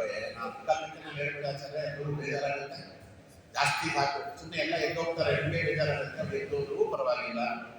ನಾವು ಹೇಳಿ ಬಂದಿರೋದು ರಾಘವೇಂದ್ರ ಸ್ವಾಮಿಗಳೇ ನಮ್ಮಪ್ಪ ಪುಣ್ಯಾತ್ಮ ಕೂತಿದ್ದಾರೆ ಪ್ರಾಣದೇವರು, ಅವರು ಉಪಸ್ಥಿತಿ ಬಂದಿದ್ದೇವೆ. ಹೊರಗಿನವರಿಗೆ ಉಪನ್ಯಾಸ ಮಾಡೋದನ್ನು 25 ವರ್ಷ ಜನ ಕೇಳಿದವರು ಯಾವುದೋ ರೂಪದಲ್ಲಿ ಮುಖ್ಯ ಪ್ರಾಣದೇವರಿದ್ದಾರೆ, ಯಾವುದೋ ರೂಪದಲ್ಲಿ ನಮ್ಮಪ್ಪ ಇದ್ದಾರೆ, ವೇದವ್ಯಾಸ ದೇವರು, ರಾಘವೇಂದ್ರ ಸ್ವಾಮಿಗಳಿದ್ದಾರೆ. ಅವರು ಕೊಟ್ಟ ವಿದ್ಯೆಯನ್ನು ಅವರಿಗೆ ಅರ್ಪಿಸಿ, ಸ್ವಾಮಿ ಹೇಳಿದ್ರಲ್ಲಿ ನಾನು ತಪ್ಪಿದ್ರೆ ಕ್ಷಮ ಮಾಡಬಾರ್ದು, ಏನಾದರೂ ವಿದ್ಯೆಯನ್ನು ಸರಿ ಇದ್ರೆ ನಾನು ಬುದ್ಧಿಯಾಗುವಂತೆ ನಾವು ಕೇಳ್ಕೊಳ್ತೇವಾದ್ರಿಂದ ಜನಗಳನ್ನು ನೋಡಿ ನಮಗೆ ಅದರಿಂದ ಯಾವ ವಿಕಾರವೂ ಅದಕ್ಕೆ ನಾನು ಇದನ್ನು ಹೇಳ್ತಾ ಇರೋದು. ಅದರಿಂದ ಇರೋದಷ್ಟೇ ಒಂದೊಂದು ವರ್ಷ ಹತ್ತಕ್ಕೆ ಹೋಗ್ತಾ ಇದೆ ಗೊತ್ತಿಲ್ಲ ಯಾರಿಗೂ. ಸಂತೋಷವಾಗಿದ್ದೇವೆ ಮನುಷ್ಯ ಮರಣ ಭಯವೇ ಇಲ್ಲದೆ ಸಂತೋಷವಾಗಿದ್ದ ನಾನು ಪರ್ಮನೆಂಟ್ ಆಗಿ ಉಳ್ಕೊಳ್ತೇನೆ ಅಂತ. ಇದಕ್ಕಿಂತ ಲೋಕದಲ್ಲಿ ಆಶ್ಚರ್ಯ ಏನು? ಅದಕ್ಕೆ ಪಂಡಿತಾರಾಧನೆಗೆ ಅವನಿಗೆ ಸಾವನ್ನು ಗೆಲ್ಲುವುದಿಲ್ಲ. ಸಾವನ್ನ ಸರಿಯಾದ ರೀತಿಯಲ್ಲಿ ಮಹಾನೋಗಿಯಂತೆ ಬೆಳೆಸಿಕೊಳ್ಳುವವರಿಬ್ಬರೇ ಯಾರು? ಒಬ್ಬ ಯೋಗ ಮಾರ್ಗದಲ್ಲಿ ಭಗವಂತನನ್ನ ಕಂಡಂತಹ ಯೋಗಿ, ಒಬ್ಬ ದೇಶಕ್ಕೋಸ್ಕರವಾಗಿ ಎದೆಯನ್ನು ಕೊಟ್ಟು ಶತ್ರುಗಳು ಕೊಟ್ಟು ಬಿಟ್ಟಂತ ಅಸ್ತ್ರಗಳಿಗೆ ಎದೆಯನ್ನು ಒಡ್ಡಿ ಸತ್ತವ ಒಬ್ಬ. ಅವರಿಗೆ ಪುನರ್ಜನ್ಮ ಇಲ್ಲ, ಸೈನಿಕಕ್ಕೆ ಪುನರ್ಜನ್ಮ ಇಲ್ಲ. ಅದಕ್ಕೆ ಪರಿವ್ರಾಟ್ ಯೋಗಯುಕ್ತಾಶ್ಚ ರಣೀಚಾದಿ ಮುಖೋಹತಃ, ರಣದಿಂದ ವಾಪಸ್ಸು ಓಡಿ ಬರದೆ ಶತ್ರುಗಳ ಅಸ್ತ್ರಗಳಿಗೆ ಎದೆಯೊಡ್ಡಿ ತಾಯಿ ನಾಡಿನ ರಕ್ಷಣೆಗೋಸ್ಕರವಾಗಿ ದೇಶಭಕ್ತಿಯಲ್ಲಿ ಮೆರೆದು ಯಾರು ದೇಶಕ್ಕಾಗಿ ಪ್ರಾಣ ಬಿಡ್ತಾರೆ ಅವರಿಗೆ ಪುನರ್ಜನ್ಮ ಇಲ್ಲ. ಅವರು ಸೂರ್ಯಮಂಡಲವನ್ನು ದಾಟಿ ಹೋಗ್ತಾರೆ, ಅವರಿಗೆ ಮತ್ತೆ ಪುನರ್ಜನ್ಮ ಇಲ್ಲ ಅಂತ ಉದ್ಯೋಗ ಪರ್ವದಲ್ಲಿ ಈ ಮಾತನ್ನ ಭೀಷ್ಮಾಚಾರ್ಯ ಹೇಳ್ತಾರೆ. ಇಬ್ಬರಿಗೆ ಒಬ್ಬ ಯೋಗಿ ಆಗಬೇಕು, ಇಲ್ಲ ಸೈನಿಕನಾಗಬೇಕು. ಎಲ್ಲರೂ ಸೈನಿಕರಾಗ್ಲಿಕ್ಕೆ ಆಗಲ್ಲ, ಎಲ್ಲರೂ ಯೋಗಿ ಆಗ್ಲಿಕ್ಕೆ ಆಗಲ್ಲ. ಅದೊಂದು ಪ್ರಯತ್ನ, ಯೋಗಿ ಆಗುವುದಕ್ಕೆ ಪ್ರಯತ್ನ. ಅದಕ್ಕೋಸ್ಕರ ಯೋಗಿ ಆಗುವ ಸತ್ಸಂಗ. ಯೋಗಿ ಆಗುವುದು ಹೆಂಗೆ ಅಂತ ಹೇಳಿ ಆಚಾರ್ಯ ಹೇಳ್ತಾರೆ. ಗೌರಿಯರ ಆಚಾರ್ಯ ಹೇಳಿದ್ದಾರೆ, ಸತ್ಸಂಗ ಭವನಿ ಸ್ಪೃಹ ಗುರುಮುಖ ಶ್ರೀಶಂ ಪ್ರಪದ್ಯ ಕುಮಾರ್ ಪ್ರಾರಬ್ಧಂ ಪರಿವೃಜ್ಯ ಕರ್ಮಚಕಲಂ ಪ್ರಕ್ಷೇಣ ಕರ್ಮಾಂತರ ನ್ಯಾಸ ದೇವರಿ ವಿಶೇಷರದಯ ಪೂರ್ಣ ಮಾಯಾನ್ಮಯ ಆತ್ಮ ಲಂತಮಂತೆ ದ್ವಾರ ನಿರ್ಗತ. ತುಂಬಾ ಸಿಂಪಲ್ ಆಗಿ ಹೇಳಿದ್ರು, ಅರ್ಥ ಮಾಡ್ಕೊಳ್ಳಿ. ಸತ್ಸಂಗ, ಸಜ್ಜನರ ಸಂಘದಲ್ಲಿ ಸಜ್ಜನರ ಸಂಘ ಯಾವುದನ್ನು ಬೇಕಾದರೂ ಕಳ್ಕೊಂಡ್ರಿ, ಸಜ್ಜನರ ಸಂಘವನ್ನು ಕಳ್ಕೋಬೇಡ್ರಿ ಅಂತಾರೆ. ಯಾವ ಸಂಘವೂ ನಮಗೆ ಬರೋದಿಲ್ಲ ಹತ್ತಿರಕ್ಕೆ ಬಿಡೋದಕ್ಕೆ. ವೈಷ್ಣವರ ಬಳಗ ವೈಕುಂಠದವರೆಗೆ ಅಂತ ಮಾತು. ವೈಷ್ಣವರ ಬಳಗ ಮಾತ್ರ ವೈಕುಂಠದವರೆಗೆ ಬರ್ತದೆ. ಯಾವ ಬಳಗವೂ ನಮ್ಮ ಜೊತೆಗೆ ಬರುವುದಿಲ್ಲ. ಸಜ್ಜನರ ಸಂಘ ಇದೆಯಲ್ಲ, ಆ ಸಜ್ಜನರ ಸಂಘ ಒಂದೇ ನಮ್ಮನ್ನು ವೈಕುಂಠಕ್ಕೆ ಕರ್ಕೊಂಡು ಹೋಗುವಂತದ್ದು, ಬೇರೆ ಸಂಘಗಳಲ್ಲ. ಆದ್ದರಿಂದ ಅದಕ್ಕೆ ಕುಂತಿ ಹೇಳಿತ್ತು, ಸ್ವಾಮಿ ನನಗೆ ಈ ಸಂಬಂಧಗಳಲ್ಲಿ ಇರುವಂತಹ ಮಮತೆಯನ್ನು ಕಿತ್ತು ಬಿಸಾಡುವಂತವರು ಚಿಂದಿ. ಯಾಕೆ ಅಂತ ಕೇಳಿದರೆ ಅವಳಕ್ಕೆ ಹೇಳ್ತಾಳೆ, ಸಜ್ಜನರು ಅಂತ ಸಂಘವಿಸು ಸ್ವಾಮಿ, ನನಗೆ ಇವರು ನೆಂಟರು ಅನ್ನುವ ಸಂಘವನ್ನು ತೆಗೆದಾಕಿರುತ್ತಾರೆ. ನೆಂಟರು ಅಂತ ಅವರಿಂದ ಗೌರವದ ನಿರೀಕ್ಷೆ ಬರ್ತದೆ. ನಾನು ದೊಡ್ಡವಳು, ಕೃಷ್ಣನಿಗೆ ಸೋದರತೆ, ನಾನು ಯಾದವರಿಗೆ ಎಲ್ಲರಿಗೂ ಹಿರಿಯರಾದವಳು, ನನಗೆಲ್ಲರೂ ನಮಸ್ಕಾರ ಮಾಡಿ, ಕಾಟವರೆಲ್ಲ ನನಗೆ ನಮಸ್ಕಾರ ಮಾಡಿ, ಇವೆಲ್ಲ ನಿರೀಕ್ಷೆ ಬರ್ತದೆ. ಅವರೆಲ್ಲ ಸಜ್ಜನರು ಅಂದಾಗ ಅವರಿಗೆ ನಾನು ಚಿಕ್ಕವಳಾದ್ದರಿಂದ ನಾನು ಅವರಿಗೆ ನಮಸ್ಕಾರ ಮಾಡಬೇಕು ಹೊರತು ಅವರಿಗೆ ನನಗೆ ನಮಸ್ಕಾರ ಮಾಡಬಾರದು ಅನ್ನುವ ಈ ನಿಸ್ಪೃಹತೆ ಭಾವ ಬರ್ತದೆ. ಆದ್ದರಿಂದ ಸಜ್ಜನರ ಸಂಘ ಉಳಿಯಲ್ಲಿ ಈ ಲೌಕಿಕವಾಗಿರ್ತಕ್ಕಂಥ ದೈಹಿಕವಾದ ಸಂಬಂಧ ಬೇಡ ಅಂತ ಹೇಳಿದ್ರಿಂದ ಪ್ರತಿಯೊಬ್ಬರಿಗೂ ಇದೊಂದು ಪಾಠ. ಸತ್ಸಂಗ ಗಮನಿಸಿದ್ದು ಒಳಗೆ ಒಳಗೆ ನಮಗೆ ಸಂಸಾರದಲ್ಲಿ ನಿಸ್ಪೃಹತೆ ಬರಬೇಕಂತೆ. ನಿಸ್ಪೃಹತೆ ಎಂದರೆ ನಿಸ್ಪೃಹತೆ ಅಂದರೆ ಯಾವಾಗ ಬೇಕಾದ್ರೂ ಇದನ್ನು ಬಿಟ್ಟು ಹೋಗ್ತೇವೆ ಎನ್ನುವಂತ ಭಾವ. ಇದು ನನ್ನದಲ್ಲ ಆದ್ದರಿಂದ ಅಲ್ಲಿದೆ ನನ್ನ ಮನೆ, ಇಲ್ಲಿಗೆ ಬಂದೆ ಸುಮ್ಮನೆ. ಈಗ ಎಷ್ಟೊತ್ತು ನಾನು ಇರಬೇಕಾಗತ್ತೆ ಮಠದಲ್ಲಿ ಟೈಮ್ ನೋಡ್ತಾ ಇದ್ದೇನೆ, ಇನ್ನೊಂದು 15 ನಿಮಿಷ ನಾನು ವಾಪಸ್ ಹೋಗಲೇಬೇಕಲ್ಲ. 6 ತಿಂಗಳ 7 ತಿಂಗಳಾಯಿತು ಮಠಕ್ಕೆ ಬಂದು ನಾನು. ಮತ್ತೆ ತಿರುಗಿ ಯಾವಾಗ ಭಗವಂತ ತಿಳಿಸ್ಕೊತಾನೆ ಅವಾಗ ಬರ್ತೇನೆ. ಅದರಿಂದ ಇಲ್ಲೇ ನನ್ನ ನಮಸ್ಕಾರ ಇಲ್ಲ, ಬರ್ತೇವೆ, ಉಪನ್ಯಾಸ ಮಾಡ್ತೇವೆ, ನಿಮ್ಮಂತ 4 ಜನ ಕೇಳ್ತೀವಿ, ಸಂತೋಷ ಪಟ್ಟಿದ್ದೇವೆ ಅಂತ ಕೊಡ್ತೇವೆ, ರಾಯಿ ಹೋಗಿಸ್ತೇವೆ, ಹೋಗ್ತೇವೆ. ನಾವು ಬರುವಾಗ ನಮ್ಗೆ ಏನು ಸಂತೋಷ ಆಗುತ್ತಿಲ್ಲ, ಹೋಗುವಾಗ ನಮ್ಗೆ ಏನು ದುಃಖ ಆಗುತ್ತಿಲ್ಲ. ಆದ್ರೆ ನನ್ನ ಮನೆಯನ್ನು ಬಿಟ್ಟು ಹೋಗುವಾಗ ದುಃಖವಾಗ್ತದೆ ಯಾಕಂದ್ರೆ ನಮ್ಮದು ಅನ್ನುವಂತ ಅಭಿಮಾನ ಇರ್ತದೆ. ಅಭಿಮಾನವನ್ನು ಬೆಳೆಯುವುದೇ ನಿಸ್ಪೃಹತೆ. ಬೇರೆಯವರ ಮನೆಗೆ ಹೋದಾಗ, ಬೇರೆಯವರ ಮನೆಗೆ ಹೊರಗೆ ಬರುವಾಗ ನಮಗೆ ಹೇಗೆ ದುಃಖವಾಗುವುದಿಲ್ಲವೋ, ನಾವಿದ್ದ ಸ್ಥಳವನ್ನು ತೊರೆಯುವುದಲ್ಲ, ನಾವಿದ್ದ ದೇಹವನ್ನು ಬಿಟ್ಟು ಹೋಗುವಾಗಲೂ ನಮಗೆ ದುಃಖ ಆಗಬಾರದು. ಇರುವ ಕೆಲಸವ ಮಾಡು, ಕಿರಿದನತೆ ಮನವಿಟ್ಟು, ದೊರೆತದನ್ನು ಅಸಾರವೆಂದು ಒಣಗಿಡದೆ, ಧರಿಸು ಲೋಕದ ಪರಮಾರ್ಥವನ್ನು ಬಿಡದೆ, ಹೊರಡು ಕರೆ ಬರಲಳದೆ ಮಂಕುತಿಮ್ಮ. ಏನು ಅದ್ಭುತವಾದ ಮಾತುಗಳು, ಆಚಾರ್ಯರ ಮಾತದು. ಸ್ವವಿಹಿತ ಮುತ್ಯ ಭಗವದ್ ಆರಾಧನಾ ದೇವ ಪ್ರಬೋಧನಃ ತದ್ವಿರುದ್ಧ ಸರ್ವೋಪಿ ಅದರನ್ನ. ಆಚಾರ್ಯರ ಮಾತು ಗೀತಾ ತಾತ್ಪರ್ಯದಲ್ಲಿ ಭಗವಂತ ನಮಗೆ ಏನು ಕೆಲಸ ಅಂತ ಒಪ್ಪಿಸಿದ್ದಾನೆ, ಕೆಲಸವನ್ನು ನಾವು ನಿಷ್ಠೆಯಿಂದ ಮಾಡಬೇಕು, ಅದು ನಮ್ಮ ಕರ್ತವ್ಯದ ಪರಿಪಾಲನೆ. ಎಲ್ಲರೂ ಉಪನ್ಯಾಸ ಮಾಡಲಿಕ್ಕಾಗುತ್ತಿಲ್ಲ, ಎಲ್ಲರೂ ಕೂಡ ಸೈನ್ಯದಲ್ಲಿ ಹೋಗ್ಲಿಕ್ಕಾಗುವುದಿಲ್ಲ, ಎಲ್ಲರೂ ಕುಲಕರ್ಣಿಗಳಾಗುವುದಕ್ಕಾಗುವುದಿಲ್ಲ, ಎಲ್ಲ ಮಿನಿಸ್ಟರಾಗುವುದಕ್ಕಾಗುವುದಿಲ್ಲ. ದೇವರ ಅವರವರಿಗೆ ಕೆಲಸ ಕೊಟ್ಟಿದ್ದಾನೆ. ಹೆಣ್ಣು ಮಕ್ಕಳಿಗೆ ಅವರಿಗೆ ಕೆಲಸ ಇದೆ. ಗೃಹ ಕರ್ಮವ ಯಾಸನದಲ್ಲಿ ಪರಮೋತ್ಸಾಹದಲ್ಲಿ ಮಾಡುತ್ತಾ ಜಗದ ಮಹಿತನ ಸೇವೆ ಇದೆ ತಮಗೆ ಆಹಾರ ಮನೆಗೆ ಸಮರ್ಪಿಸುತ್ತಿರುವುದೇ ಹಲವಿಗೂ ಬಾಳುತ್ತದೆ. ಅವರ ಮನೆ ಕೆಲಸ ಇದೆಯಲ್ಲ, ಮನೆ ಕೆಲಸ ಅನ್ನೋದು ಸಾಲಿಗ್ರಾಮದ ಪೂಜೆಗಿಂತಲೂ ದೊಡ್ಡದು. ಸುಮಾರು ಜನಕ್ಕೆ ಗೊತ್ತಿಲ್ಲ. ಅದಕ್ಕೆ ಜಗನ್ನಾಥದಾಸ ಹೇಳುವಾಗ ಗೃಹ ಕರ್ಮವ ವ್ಯಾಸರದಲ್ಲಿ ಮದುವೆ ಆಗಿ ಬಂದಾಗಿದ್ದ ಇಲ್ಲಿ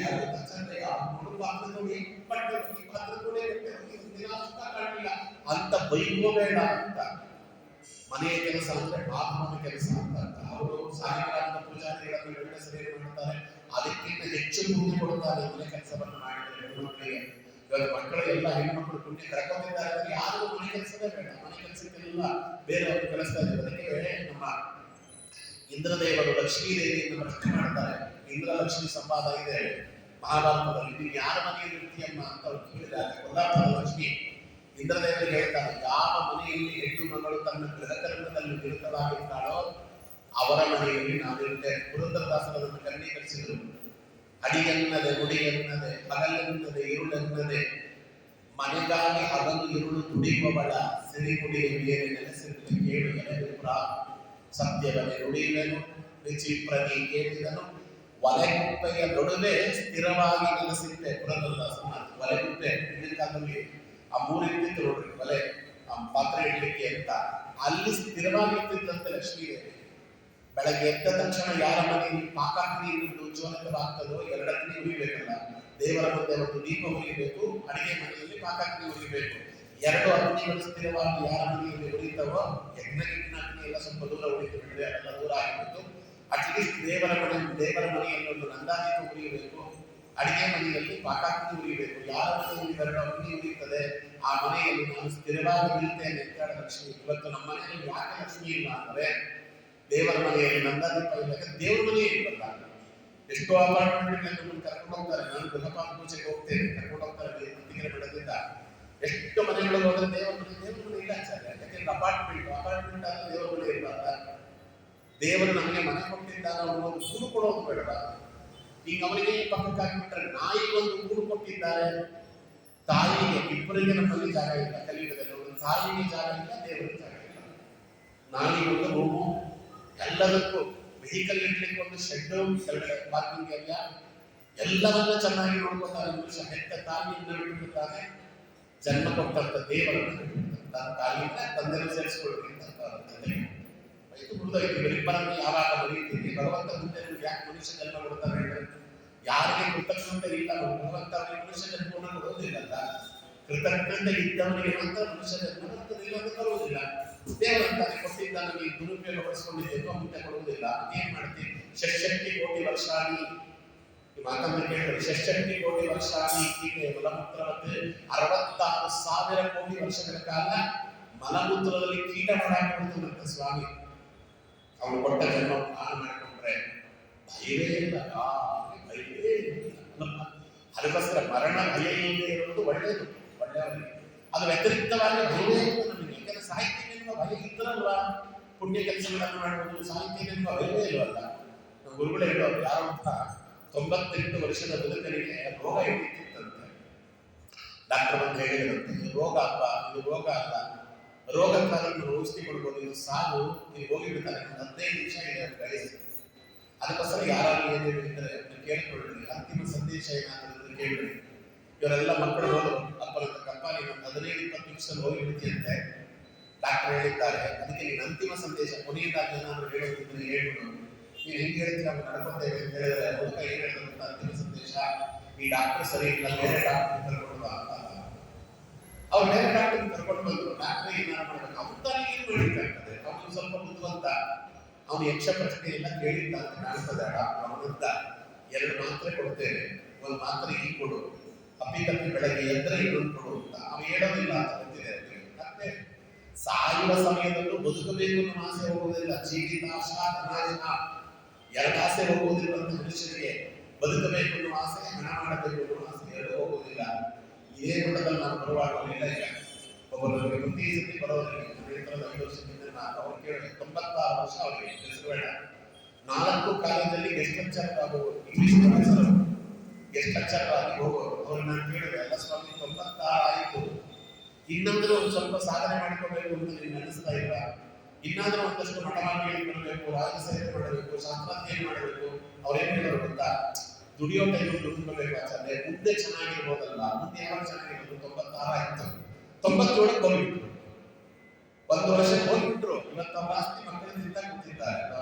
ಅದಕ್ಕೋಸ್ಕರ ಯಾವಾಗ ಬರ್ತದೆ ನೋಡಿ, ಆತ್ಮಬೋಧವೇ ದೇಹ ಅಗ್ನಿಗೋತ್ರನ ಪಾಲು, ಕಠಿಣ ಶಲ್ಯಗಳೆಲ್ಲ ಗಂಗೆ ಪಾಲು, ಮೇಲೆ ಹೊತ್ತಿನ ವಸ್ತ್ರ ಜವನ ಬಗಸನ ಪಾಲು, ಉದಿಟ್ಟ ಧನಧಾನ್ಯ ಕರಡಿ ಪಾಲು, ಮಗನು ಹಾಕುವ ಪಿಂಡ ಕಾವ್ಯಗಳ ಪಾಲು, ಹರಿಯ ಜೀವನ ಕಾವ್ಯವನ ಪಾಲು, ತಾನು ಮಾಡಿದ ತಾನ ಧರ್ಮಗಳೆರಡಲ್ಲದೆ ಬೆನ್ನತ್ತಿ ಮತ್ತಾವು ಬಾರದು ಸಿರಿಕಾಗಿ ನೆಲೆಯಾಗಿ ಕೇಶವರಾಯ. ಮಾತು ಎಂತೆಂತ ಮಾತುಗಳು ಹೇಳ್ತಾರೆ ಕನಕದಾಸರು. ಅವಷ್ಟೇ 2 ಬರೋದು, ನಾವು ಮಾಡಿದಂತ ಪಾಪ, ನಾವು ಮಾಡಿದ ಜ್ಞಾನ ಬರುತ್ತೆ. ಎಷ್ಟು ಸಾಧನೆ ಮಾಡಿಕೊಂಡಿದ್ರೆ ಇಲ್ಲ, ಹಣ ಜೀವಿತಾಂಶ ಧನಾಂಶ. ಅದಕ್ಕೋಸ್ಕರವಾಗಿ ಅದನ್ನು ಹೇಳ್ತಾರೆ. ಅದರಿಂದ ಒಪ್ಪುಗೊಳ್ಳಬೇಕಂತೆ. ನಿಮ್ಮ ಕೆಲಸವ ಮಾಡಿ ಕಿರಿದನದೆ ಮನವಿಟ್ಟು, ಯಾವ ಹೋಗಿದ್ದಾನೋ ಕೆಲಸವನ್ನ ಭಗವಂತನ ಪೂಜೆ ಅಂತ ತಿಳ್ಕೊಂಡು ಮಾಡಬೇಕಂತೆ. ಸ್ವವಿಹಿತ ವೃತ್ಯ ಭಗವತಾರಾಧನಾ ಬರಬಹುದಲ್ಲ. ದೇವರ ನಮಗೆ ಏನು ಕೆಲಸವನ್ನು ವಹಿಸಿದ್ದಾನೆ, ಕೆಲಸವನ್ನ ದೇವರ ಪೂಜೆ ಅಂತ ತಿಳ್ಕೊಂಡು ಮಾಡು. ದೊರೆತದನ್ನು ಅಸಾಧನೆಂದು ಒಣಗಿಡದೆ, ಭಗವಂತ ನುಡಿ, ದೊರೆತದನ್ನು ಅಸಾಧನೆಂದು ಒಣಗಿಡದೆ, ದೇನಂತೆಟ್ಟೇನ ಬುದ್ಧಿ ದಾಮಾಂಗದಕ್ಕಸ್ಯ ಸಿದ್ಧನಂತಿ ಈಶಾವಾಸ್ಯೋಪದೇಶದಲ್ಲಿ ಮಾತದು. ದೇವರು ದೇನಂತೆಟ್ಟೇನ ಎಡಿದಂತೇನ ಅಂತ ರಾಘವೇಂದ್ರ ಸ್ವಾಮಿಗಳಲ್ಲಿ ಕಂಡಾಕ್ತ ಬರೀತಾರೆ. ದೇವರು ನಮಗೆ ನಮ್ಮ ಯೋಗ್ಯತೆ ಅನುಸಾರವಾಗಿ ಏನು ಕೊಡ್ತಾನೋ ಅದನ್ನು ಕಡಿಗೊತ್ತುಕೊಂಡು ತಿನ್ನಬೇಕಂತೆ. ರಾಯಮಠದಲ್ಲಿ ಊಟ ಮಾಡ್ತಾರೆ ನೋಡಿದ್ದೀರಾ? ನನಗೆ ಹೇಳಬೇಕಾದ ಅವಶ್ಯಕತೆ ಇಲ್ಲ, ನಿಮ್ಗೆ ಗೊತ್ತಿದೆ. ಊಟ ಮಾಡುವಾಗ ಕಡಿಗೊತ್ತುಕೊಂಡು ಊಟ ಮಾಡ್ತಾರೆ, ರಾಯ ಪ್ರಸಾದ ಊಟ ಮಾಡ್ತಾರೆ. ಇಲ್ಲಿ ಹೊರಗೆ ಹೋಗುವಾಗ ಅದೇನು ಬಂದಿದೆ ಆಚಾರ್ಯ ಮಠದಲ್ಲಿ ರೋಗ, ಆ ಬಿಸಿಮಣೆ ಬಂದು ಮಾಡಿ ನೋಡಿದ್ರೆ ಬೇಳೆ ಸರಿ ಇಲ್ಲ. ಆ ಕೇಸರಿ ಬಾತನ್ನು ಮಾಡಿದ್ರು. ಎರಡು ಗೋಡಂಬಿ ಹಾಕಿದ್ರು. ಒಂದು ಗೋಡಂಬಿ ಹಾಕಿ ಹೋಗ ಅವರಿಗೆ ಪುಕ್ಸಟ್ಟೆ ಮಾಡ್ತಾರಲ್ಲ, ಕೊಡಲ್ಲ. ಹಿಂಗೆ ಮಾತಾಡ್ಕೊಂಡು ತಿರುವಾಗಿನಂತ ತಿಂದಿದ್ದು, ರಾಯರ ಪ್ರಸಾದವಾದ ಅಂತ ತಿಂದಿದ್ದು, ಇವರು ಮಣಿಮರ ಆಗಿರೋದು. ನಮ್ಮನೆ ಮಣಿಮರ ಆಗಿರೋದಕ್ಕೆ ಹೊರಟದನ್ನು ಭಗವಂತ ಅದಕ್ಕೆ ಹೇಳ್ತಾರೆ ವಿಜಯದಾಸರು, ಎಲ್ಲರಿಗೂ ಕೈ ತುಂಬ ತಿನ್ನುವಷ್ಟು ಕೊಡಲ್ಲಂತೆ ದೇವರು. ದಂಪತಿಗಳು ಸಭ್ಯರಾಗಿ ಲಭ್ಯವಾದನ್ನು ಹೆಬ್ಬೆಟ್ಟಿನಲ್ಲಿ ಸವಿಯುವುದು, ವೈದರ್ಭಿ ರಮಣನ ನೆನೆಯುವುದು ಹಬ್ಬ ಕಾಣಿಗಳು. ವಿಜಯದಾಸರ ಒಂದೊಂದು ಮಾತುಗಳು ಸಾಕು ಜೀವನ ಉದ್ಧಾರ ಮಾಡಲಿಕ್ಕೆ. ಎಲ್ಲರ ಮನೆಯಲ್ಲೂ ಕೂಡ ಕೈ ತುಂಬ ತಿನ್ನುವಷ್ಟು ಕೊಡುವುದಿಲ್ಲ. ಸುಧಾಮನಿಗೆ ಏನಿತ್ತು ಪಾಪ, ರಾಯರಿಗೆ ಏನಿತ್ತು ಪೂರ್ವಾಶ್ರಮದಲ್ಲಿ 15 ದಿನಕ್ಕೆ 60 ಊಟ ಮಾಡಿಕೊಳ್ಳುವುದು ಜೀವನ ಮಾಡಿದವರು ಪೂರ್ವಾಶ್ರಮದಲ್ಲಿ ರಾಯರು. ಅವರಲ್ಲಿ ಮಾಡಿದ್ದಕ್ಕೆ ಏನು ಗೊತ್ತಾ ಪುಣ್ಯ, ಅವರ ಹೆಸರಿಡದ ನಮ್ಮಂತವರಿಗೆ ಪುಸ್ತಕ ಆಗ್ತಾರೆ. ರಾಯರ ಹೆಸರಿಡದವರಿಗೆ ಪುಸ್ತಕ, ನಮ್ಮಂತವರು ಅವ್ರ ಹೆಸರಿಡಬೇಕು ಬಂದಿದ್ದೇವೆ. ಇವತ್ತು ಅದರಲ್ಲಿ ಏನು ಅನುಮಾನ ಇಲ್ಲ, ಅವಮಾನ ಇಲ್ಲ, ನಾಚಿಕೆ ಇಲ್ಲ. ಇವತ್ತು ರಾಯರ ಹಾಕಿದ ವಿಷಯಗಳೇ ನಾವು ಗೊತ್ತಾರೆ. ನೀವೆಲ್ಲ ಚಿನ್ನ ಗೌರವ ಕೊಡ್ತಾ ಇದ್ದೀರಿ ಅಂದ್ರೆ ಗೊತ್ತಾ, ರಾಯರ ವಿಷಯವನ್ನು ಪರಿಶೀಲಿಸಿಕೊಂಡು ಬಂದಿದ್ದೇವೆ. ಒಂದು ಅನ್ನ ಮಾಡ್ತಾರೆ, ಒಂದು ಜ್ಞಾನ ಕೊಡ್ತಾರೆ. ಅವರ ಗ್ರಂಥಗಳು, ಅವರ ಗ್ರಂಥಗಳನ್ನು ಉಪಯೋಗಿಸಿಕೊಂಡು ಬಂದಿದ್ದೇವೆ. ಜ್ಞಾನಕ್ಕೆ ಅವ್ರು ಹಾಕುವ ಅನ್ನವನ್ನು ತಿಳ್ಕೊಂಡು ಬಂದಿದ್ದೇವೆ ಜೀವನಕ್ಕೆ ಅಷ್ಟೇ. ಅವರು 15 ದಿನ ಹಿಂಗಿದ್ರು. ಸಾಲಂಕಾರ, ಕಾವ್ಯ, ನಾಟಕ, ಕಲಾ, ಪ್ರಾಣ, ಕಾದಂಬರ, ಸ್ಮೃತ್ಯರ್ಥ, ಜೈವಿಕ, ಕವಿತಾ, ಸಂಗೀತ, ಮರಾಠ ಏನು ಸೇರಿರ್ತದೆ. 64 ವಿದ್ಯೆಯಲ್ಲಿ ತಲಸ್ಪರ್ಶಿಯಾದ ಪಾಂಡಿತ್ಯ, ಒಬ್ಬರ ಮುಂದೆ ಹೋಗಿ ಕೈಯೊಡ್ಡಿಲ್ಲ. ಒಂದು ಸಂಗೀತ ಅವರು ವ್ಯಾಸ ಮಾಡಿಸಿಕೊಂಡು ಬಿಟ್ಟಿದ್ರೆ, ಅವತ್ತಿನ ರಾಜ ತಂಜಾವೂರಿನ ದೊರೆ ಅವರನ್ನ ರಕ್ತದಲ್ಲಿ ಅಭಿಷೇಕ ಮಾಡಿಬಿಡ್ತಿದ್ದ. ಆಡಿದರೆ ನೊಡೆಯನ್ನು ಆಡುವೆ, ಬೇಡಿದರೆ ನೊಡೆಯನ್ನು ಬೇಡುವೆ, ಕಾಡಿದರೆ ನೊಡೆಯನ್ನು ಕಾಡುವೆ, ಎನ್ನ ಒಡೆಯಂಗೆ ಎನ್ನ ಒಡಲೋರುವೆ, ಕಂಡವರ ಮುಂದೆ ಕೈ ಚಾಚುವುದಿಲ್ಲ, ದೇವರ ಮುಂದೆಯೂ ಕೈ ಚಾಚುವುದಿಲ್ಲ. ಅದಕ್ಕೆ ಇವತ್ತು ಅವರ ಹೆಸರು ಹೇಳಿದವರಿಗೆ ಇಷ್ಟ. ಸುಧಾಮ ಕೃಷ್ಣ ಪುತ್ರ ಹೋಗುವಾಗ ಕೂಡ ಅದಕ್ಕೆ ಉತ್ತಮ ಶ್ಲೋಕ ದರ್ಶನ ಅಂತ. ನನ್ನ ಹೆಂಡತಿ ಏನಾದ್ರು ಹೇಳ್ಕೊಳ್ಳಿ, ನಾನು ಹೋಗುವುದರಿಂದ ಕೃಷ್ಣನ ದರ್ಶನ ಮಾಡಿದ್ದೇನೆ. ಕೃಷ್ಣನ ದರ್ಶನವಾದ ಸಾಕು ಅಂತ ಉತ್ತಮ ಶ್ಲೋಕ ದರ್ಶನ, ಭಗವಂತನ ದರ್ಶನ ಅಂತ ಸಾಕು ಅಂತ ಹೋದವ. ಕೃಷ್ಣನ ಮುಂದೆ ಏನು ಕೇಳಬೇಕು ಅಮ್ಮ. ಹಾಗಿದ್ದಕ್ಕೆ ಭಗವಂತ ಎಲ್ಲವನ್ನು ಕೊಟ್ಟ. ನಾವೆಲ್ಲ ಕೇಳುತ್ತಿದ್ದೇವೆ ಅಂತ ದೇವರು ಕೊಡುವುದಿಲ್ಲ. ಅದಕ್ಕೋಸ್ಕರವಾಗಿ ಹೇಳ್ತಾರೆ, ಅದಕ್ಕೆ ದೊರೆತುದನ್ನು ಸಾಧನೆಂದು ಒಣಗಿಡದೆ, ಧರಿಸು ಲೋಕದ ಪರಮಾರ್ಥವನ್ನು ಬಿಡದೆ. ಮನೆ ಬಿಟ್ಟು ಓಡೋಗು ಅಂತ ಹೇಳಿಲ್ಲ, ಅಪ್ಪ ಅಮ್ಮನ ಬಿಟ್ಟು ಓಡೋಗು, ಮನೆ ಬಿಟ್ಟು ಓಡೋಗು, ಎಲ್ಲವನ್ನ ಬಿಟ್ಟು ಓಡೋಗು ಅಂತ ಹೇಳಿಲ್ಲ. ಧರಿಸು ಲೋಕದ ಪರ. ನಮ್ಮ ಕರ್ತವ್ಯ ಏನಿದೆ, ಜವಾಬ್ದಾರಿ ಏನಿದೆ, ಅದನ್ನು ನಾವು ನಿರ್ವಹಿಸಲೇಬೇಕು. ಇಲ್ಲ ಅಂದ್ರೆ ಯಾವ ದೇವರು ಕ್ಷಮಿಸುವುದಿಲ್ಲ. ಆದ್ದರಿಂದ ಎಲ್ಲವನ್ನ ನಿರ್ವಹಿಸ್ತಾ ಇರಬೇಕು. ಅದರ ಮೇಲೆ ಆತ್ಮೀಯತೆಯಿಂದ ನಡೆಸಿಕೊಳ್ಳಬೇಡ ಅಂತ ಹೇಳಿದ್ದಾರೆ. ಬಿಟ್ರೆ ಎಲ್ಲವನ್ನು ಬಿಟ್ಟು ಓಡೋಗುವುದು, ಪಲಾಯನ ಮಾಡು ಅಂತ ಹೇಳಿಲ್ಲ. ಧರಿಸು ಲೋಕದ ಪರಮಾರ್ಥವನ್ನು ಬಿಡದೆ. ಟೈಮ್ ಇಲ್ಲ ಅಂತ ನೆಪ ಹೇಳಬೇಡ. ಲೋಕದ ಕರ್ತವ್ಯಕ್ಕೆ ಟೈಮ್ ತೆಗೆದಿಟ್ಟಿದ್ದು ಪರಮಾರ್ಥಕ್ಕೆ ಅಷ್ಟು ಟೈಮ್ ತೆಗೆದಿರಲೇಬೇಕು. ಇಡದೆ ಹೋದರೆ ಏನಾಗ್ತದೆ ಅಂದ್ರೆ ಮತ್ತೆ ಈ ಜನ್ಮ ಸಿಗುವುದಿಲ್ಲ. ಕರ್ತವ್ಯ ನಿರ್ವಹಿಸಬೇಕಾದ ಎಷ್ಟು ಮುಖ್ಯವೋ ನಮ್ಮ ಆತ್ಮೋದ್ಧಾರ ಮಾಡಿಕೊಳ್ಳಬೇಕಾದದ್ದು ಅಷ್ಟೇ ಮುಖ್ಯ. ಹೊರಡು ಕರೆ ಬರಲಾರದೆ ಮತ್ತು ನಿಮ್ಮ ದೇವರ ಕರತನ ಪುಸ್ತಕ ಹಿಂಗೆ ಮುಚ್ಚಿಟ್ಟಲ್ಲಿಟ್ಟು ಹೋಗಿಬಿಡು. ಮಮಕಾರವೇ ಇಲ್ಲ. ನಾನು ಹೋದ್ರೆ ಏನಾಗ್ತದೆ, ನಮ್ಮ ಮನೆ ಗತಿ ಏನು, ನಮ್ಮ ಇವ್ರ ಕಥೆ ಯಾರು ಯೋಚನೆ ಮಾಡಬೇಕಾಗಿಲ್ಲ. ನಾನು ಬರುವುದಕ್ಕಿಂತ ಮುಂಚೆಯೂ ನಮ್ಮ ಮನೆ ಇತ್ತು, ನಾನು ಓದಬೇಕು, ನಮ್ಮ ಮನೆ ಇರ್ತದೆ, ನಾನು ಕಾಪಾಡ್ತೀನಿ ಅಂತ ನಮ್ಮ ಮಕ್ಕಳು ಹುಟ್ಟು ಬರಲಿಲ್ಲ, ಯಾರೋ ಕಾಪಾಡ್ತಾರೆ ಅಂತ ನಾನು ಹುಟ್ಟು ಬರಲಿಲ್ಲ. ನನ್ನನ್ನು ಕಾಪಾಡುವವ ಅವ ನನ್ನನ್ನು ಇವತ್ತು ಕಾಪಾಡಿದರೆ ನಾಳೆಯೂ ಕಾಪಾಡ್ತಾನೆ. ನನ್ನನ್ನು ಕಾಪಾಡುವವ ನನ್ನ ಮಕ್ಕಳನ್ನು ಕಾಪಾಡುವುದಿಲ್ವ ಅನ್ನುವಂಥ ಧೈರ್ಯ ಬೇಕಲ್ಲ. ಸುಮಾರು ಗೊತ್ತಿದೆ. ನಾನು ಹೋದರೆ ಏನು ಅಂತ ಭಯ ಆಗತ್ತೆ. ಯಾಕೆ ಗೊತ್ತಿಲ್ಲ. ನೀವು ಬರುವುದಕ್ಕಿಂತ ಮುಂಚೆ ನೀವೇ ನನ್ನ ಹಾಕಿ ಸಾಕಿರಲ್ಲ ಅವರಿಗೆ. ನೀವು ನಿಮ್ಮ ಮಗನಾಗಿ ಹುಟ್ಟುವುದಕ್ಕಿಂತ ಮುಂಚೆ ಯಾರದ್ದೋ ಮಗನಾಗಿದ್ದ, ಅವಾಗ ಅವನು ಸಾಕಿದ್ದಾನೆ. ಅಪ್ಪ ಅನ್ಯರಲ್ಲಿ ಜನಿಸಿದ್ದ, ನೀವು ಎಲ್ಲೋದ್ರೂ ಪುರಂದರದಾಸನ್ನು ಮರೆಯುವಾಗಿಲ್ಲ. ಅನ್ಯರಲ್ಲಿ ಜನಿಸಿದ್ದ ಅಂಗನಿಗೆ ಕರೆತಂದು ಅಲ್ಲ ಲೋಕದೊಳ ಅವಳಿಗೆ ಸತಿ ಯಜಮಾನಿಗೆ ಎನಿಸಿ, ಭಿನ್ನವಿಲ್ಲದ ದೇಹದೊಳ ಅರ್ಧವೆನಿಸುವ ಸತಿಯು ಕಣ್ಣಿನಲ್ಲಿ ನೋಡಲಂಚುಗಳು ಕಾಲವಶನೆ. ಅನ್ಯರಲ್ಲಿ ಜನಿಸಿದ್ದ ಅಂಗನಿಗೆ ಕರೆತಂದು 22 ವರ್ಷ ಅವಳೆಲ್ಲೋ ನಿಂತಾಗ ಅವಳು ಯಾರದೋ ಮಗಳು. ಅವಾಗ ಅವಳು ಗೊತ್ತಿಲ್ವಾ ನಾವು ಕಾರ್ಯ ಸಾಗಿದ್ದೇವೆ ಇಲ್ಲ. ಅವಳು ಹೆಂಡತಿಯಾದ ಮೇಲೆ ಭಿನ್ನವಿಲ್ಲದ ದೇಹದೊಳ ಅರ್ಧವೆನಿಸುವ ಸತಿಯು ಅರ್ಧಾಂಗಿ ಅನ್ನಿಸ್ಕೊಂಡು ಇವತ್ತು ಅವಳ ಮೇಲೆ ಮಮಕಾರ ಇದೆ. ಹೋದ್ಮೇಲೆ ಓದೋದಂತೆ ದೇವರು ಮರವು ಅನ್ನೋದು ಪ್ರತಿಯೊಬ್ಬರಿಗೂ ಕೊಡ್ತಾನೆ. ಕೊಡ್ಲಿಲ್ಲ ಅಂದ್ರೆ 50-60 ವರ್ಷ ಮಕ್ಕಳನ್ನು ಕಳ್ಕೊಂಡು ಹೆಂಡತಿ ಗಂಡನನ್ನು ಕಳ್ಕೊಂಡು ಬಿಡೋಕ್ಕೆ ಸಾಧ್ಯವೇ ಇಲ್ಲ. ದೇವರು ನೋಡಿಕೊಳ್ಳೋಕೆ ಇವತ್ತು ಇದ್ದಷ್ಟು ದುಃಖ ನಾಳೆ ಇರುವುದಿಲ್ಲ, ನಾಳೆ ಇದ್ದಷ್ಟು ದುಃಖ ನಾಡಿದ್ದಿರುವುದಿಲ್ಲ. ಪ್ರತಿ ದಿನವೂ ದುಃಖ ಅನ್ನೋದು ಕಮ್ಮಿ ಆಗ್ತಾ ಇರ್ತದೆ. ಯಾಕಂದ್ರೆ ಯಾರನ್ನೂ ನಂಬಿಕೊಂಡು ಲೋಕಕ್ಕೆ ಬಂದಿಲ್ಲ, ಅವರವರ ಸಾಧನೆ ಮಾಡಿಕೊಂಡು ಬಂದಿದ್ದಾರೆ. ಸಾಧನೆ ಬಂದ್ರೆ ಹೋಗ್ತಾರೆ. ಋಣಾನುಬಂಧ ರೂಪೇಣ ಪಶುಪತಿ ಸುಖಾಲಿಯ ಋಣಕ್ಷಣೆ ಪ್ರತ್ಯೇಕ ಅವರು ಋಣ ಮುಗಿದು ಹೊರಟಿರ್ತಾರೆ. ಅದಕ್ಕೆ ನಮ್ಮ ಇವರು ವಿಜಯದಾಸ ಹೇಳೋದಕ್ಕೆ ಎಣ್ಣೆ ಇರುವ ತನಕ ದೀಪ ಉರಿಯುವಂತೆ ಪೂರ್ವ ಪುಣ್ಯ ಇರುವವರೆಗೂ ಸತಿಸುತ್ತಾರೆ. ಎಲ್ಲಿವರೆಗೂ ಎಣ್ಣೆಯಲ್ಲಿ ದೀಪದಲ್ಲಿ ಎಣ್ಣೆ ಇರ್ತದೋ ಅಲ್ಲಿವರೆಗೆ ದೀಪ ಉರಿಯುತ್ತೆ. ಎಣ್ಣೆ ಮುಗಿಯಿತು ಅಂದ್ರೆ ದೀಪ ತನ್ನಟ್ಟಿಗೆ ತಾನು ಹೇಗೆ ಆರಿ ಹೋಗ್ತದೋ ನಮ್ಮ ಪುಣ್ಯ ಇರೋವರೆಗೆ ಸತಿಸುತ್ತಲೇ ಇರ್ತಾರೆ. ಪುಣ್ಯ ಮುಗಿದು ಹೋಗ್ತಾರೆ. ಅದಕ್ಕೋಸ್ಕರವಾಗಿ ಈ ಸತ್ಯವನ್ನ ಯಾರು ತಿಳಿದಿರ್ತಾನೆ ಅವನು ಯಾವತ್ತೂ ಮರಣದ ಭಯ ಇಲ್ಲ. ಹೊರಡು ಕಲೆ ಬರಲಿಲ್ಲ ಸಲೀಸಾಗಿ ಎದ್ದೋಗಿರ್ತಾರೆ.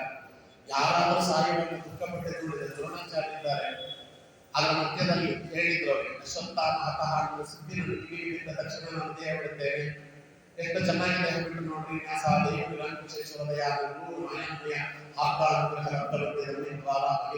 ಅಲ್ಲೇ ರಣರಂಗದಲ್ಲಿ ಪದ್ಮಾಸನ ಹಾಕಿ ಕೂತರು. ಇಂದ್ರಿಯಗಳ ಶಕ್ತಿಯನ್ನು ತೆಗೆದು ಮನಸ್ಸಿನ ಶಕ್ತಿಯನ್ನು ತೆಗೆದು ಬುದ್ಧಿ ತತ್ವದಲ್ಲಿಟ್ಟು, ಬುದ್ಧಿಯನ್ನು ತೆಗೆದು ಪ್ರಾಣ ಶಕ್ತಿಯಲ್ಲಿಟ್ಟು, ಜೀವಾತ್ಮನಲ್ಲಿ ಪ್ರಾಣಶಕ್ತಿ ಶರಣಾಗುವಂತೆ ಮಾಡಿ, ಜೀವಾತ್ಮನಿಗೆ ಪ್ರಾಣಶಕ್ತಿ ಶರಣಾಗುವಂತೆ ಮಾಡಿ, ಆ ಪ್ರಾಣನನ್ನ ಭಗವಂತನನ್ನ ಕರ್ಕೊಂಡು ನನ್ನನ್ನು ಎತ್ಕೊಂಡು ಹೋಗಪ್ಪ ಅಂತ ಪ್ರಾರ್ಥನೆ ಮಾಡಿ ಈ ಬ್ರಹ್ಮರಂಧ್ರವನ್ನು ತೀರಿಸಿಕೊಂಡು ತಮ್ಮ ಲೋಕಕ್ಕೆ ಹೋಗುವಾಗ ಯಾವುದೇ ಇಲ್ಲ, ನಿಶ್ಚಿಂತೆಯಾಗಿ ಹೊರಟು ಪ್ರತಿಯೊಬ್ಬರು ಭೀಷ್ಮಾಚಾರ್ಯ ನೋಡ್ರಿ, ಮೈಯಲ್ಲಿ ಒಂದು ರೋಮ ಸ್ಥಳವಿಲ್ಲದೆ ಇದ್ದಂತೆ ಮೈ ಪೂರ್ತಿ ಅವರಿಗೆ ಅರ್ಜುನ ಬಿಟ್ಟಂತ ಬಾಣಗಳು ತುರಿಸ್ತಾ ಇದ್ರು ಕೂಡ, ಶರಶೈಲಿಯಲ್ಲಿ ಬಲಿಯಿದ್ರು ಕೂಡ ಇಚ್ಛಾಮಣಿಗಳು ಏನ್ ಹೇಳಬೇಕು ನೋಡಿ.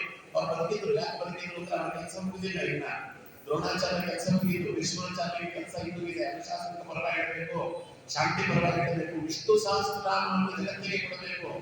ಅವಷ್ಟು ಕೆಲಸ ಆಗಲಿ ಅಂತ ದೇವರನ್ನು ಉಳಿಸಿದ್ದ. ಇದು ಹೊರಟುಬಿಡುತ್ತೆ. ಆ ಮುಗಿದ ಮೇಲೆ ಆಮಾರ ವಿಷಯ ಇರುವುದಿಲ್ಲ. ಕೆಲಸ ಮುಗಿದ್ರೆ ಇರುವಾಗ ಮಾಡ್ಕೊಟ್ರೆ ಕೆಲಸ ಮುಗಿದ್ರೆ ಆಯ್ತಲ್ಲ ಆಚಾರ್ಯ ಕೊನೆಗೆ ಸಹ ಒಂದು 5 ನಿಮಿಷ ಕೂತ್ಕೊಳ್ಳಿ, ನಾವು ಒಂದ್ಸಲ ಮಾತಾಡೋಣ. ಕಾಲ ಕೆಲಸ ಮುಗಿದ ಮೇಲೆ 1 ನಿಮಿಷ ಇರಬಾರದು. ಕೆಲಸ ಮುಗಿದ ಮೇಲೆ 1 ನಿಮಿಷ ಇರುವುದೇ ಎಲ್ಲ ಪಾಪಕ್ಕೂ ಕಾರಣ. ನಮ್ಮ ಕೆಲಸ ಮುಗಿತಾ ಜಾಗ ಬಿಟ್ಟು ಹೋಗ್ಬಿಡ್ಬೇಕು. ಏನಕ್ಕೆ ಬಂದಿದ್ದೇವೆ, ಬಂದಿದ್ದು ಮುಗಿಯಿತು ಅಂತ ಹೊರಟು ಬಿಟ್ಟರೆ ಅಲ್ಲಿಗೆ ನಮ್ಮ ಕರ್ಮಗಳು ಉಳಿಯುತ್ತವೆ. ನಮ್ಮ ಕೆಲಸ ಆದ್ಮೇಲೆ ಅಲ್ಲಿ ಪಾಪ ಆಗ್ತದೆ.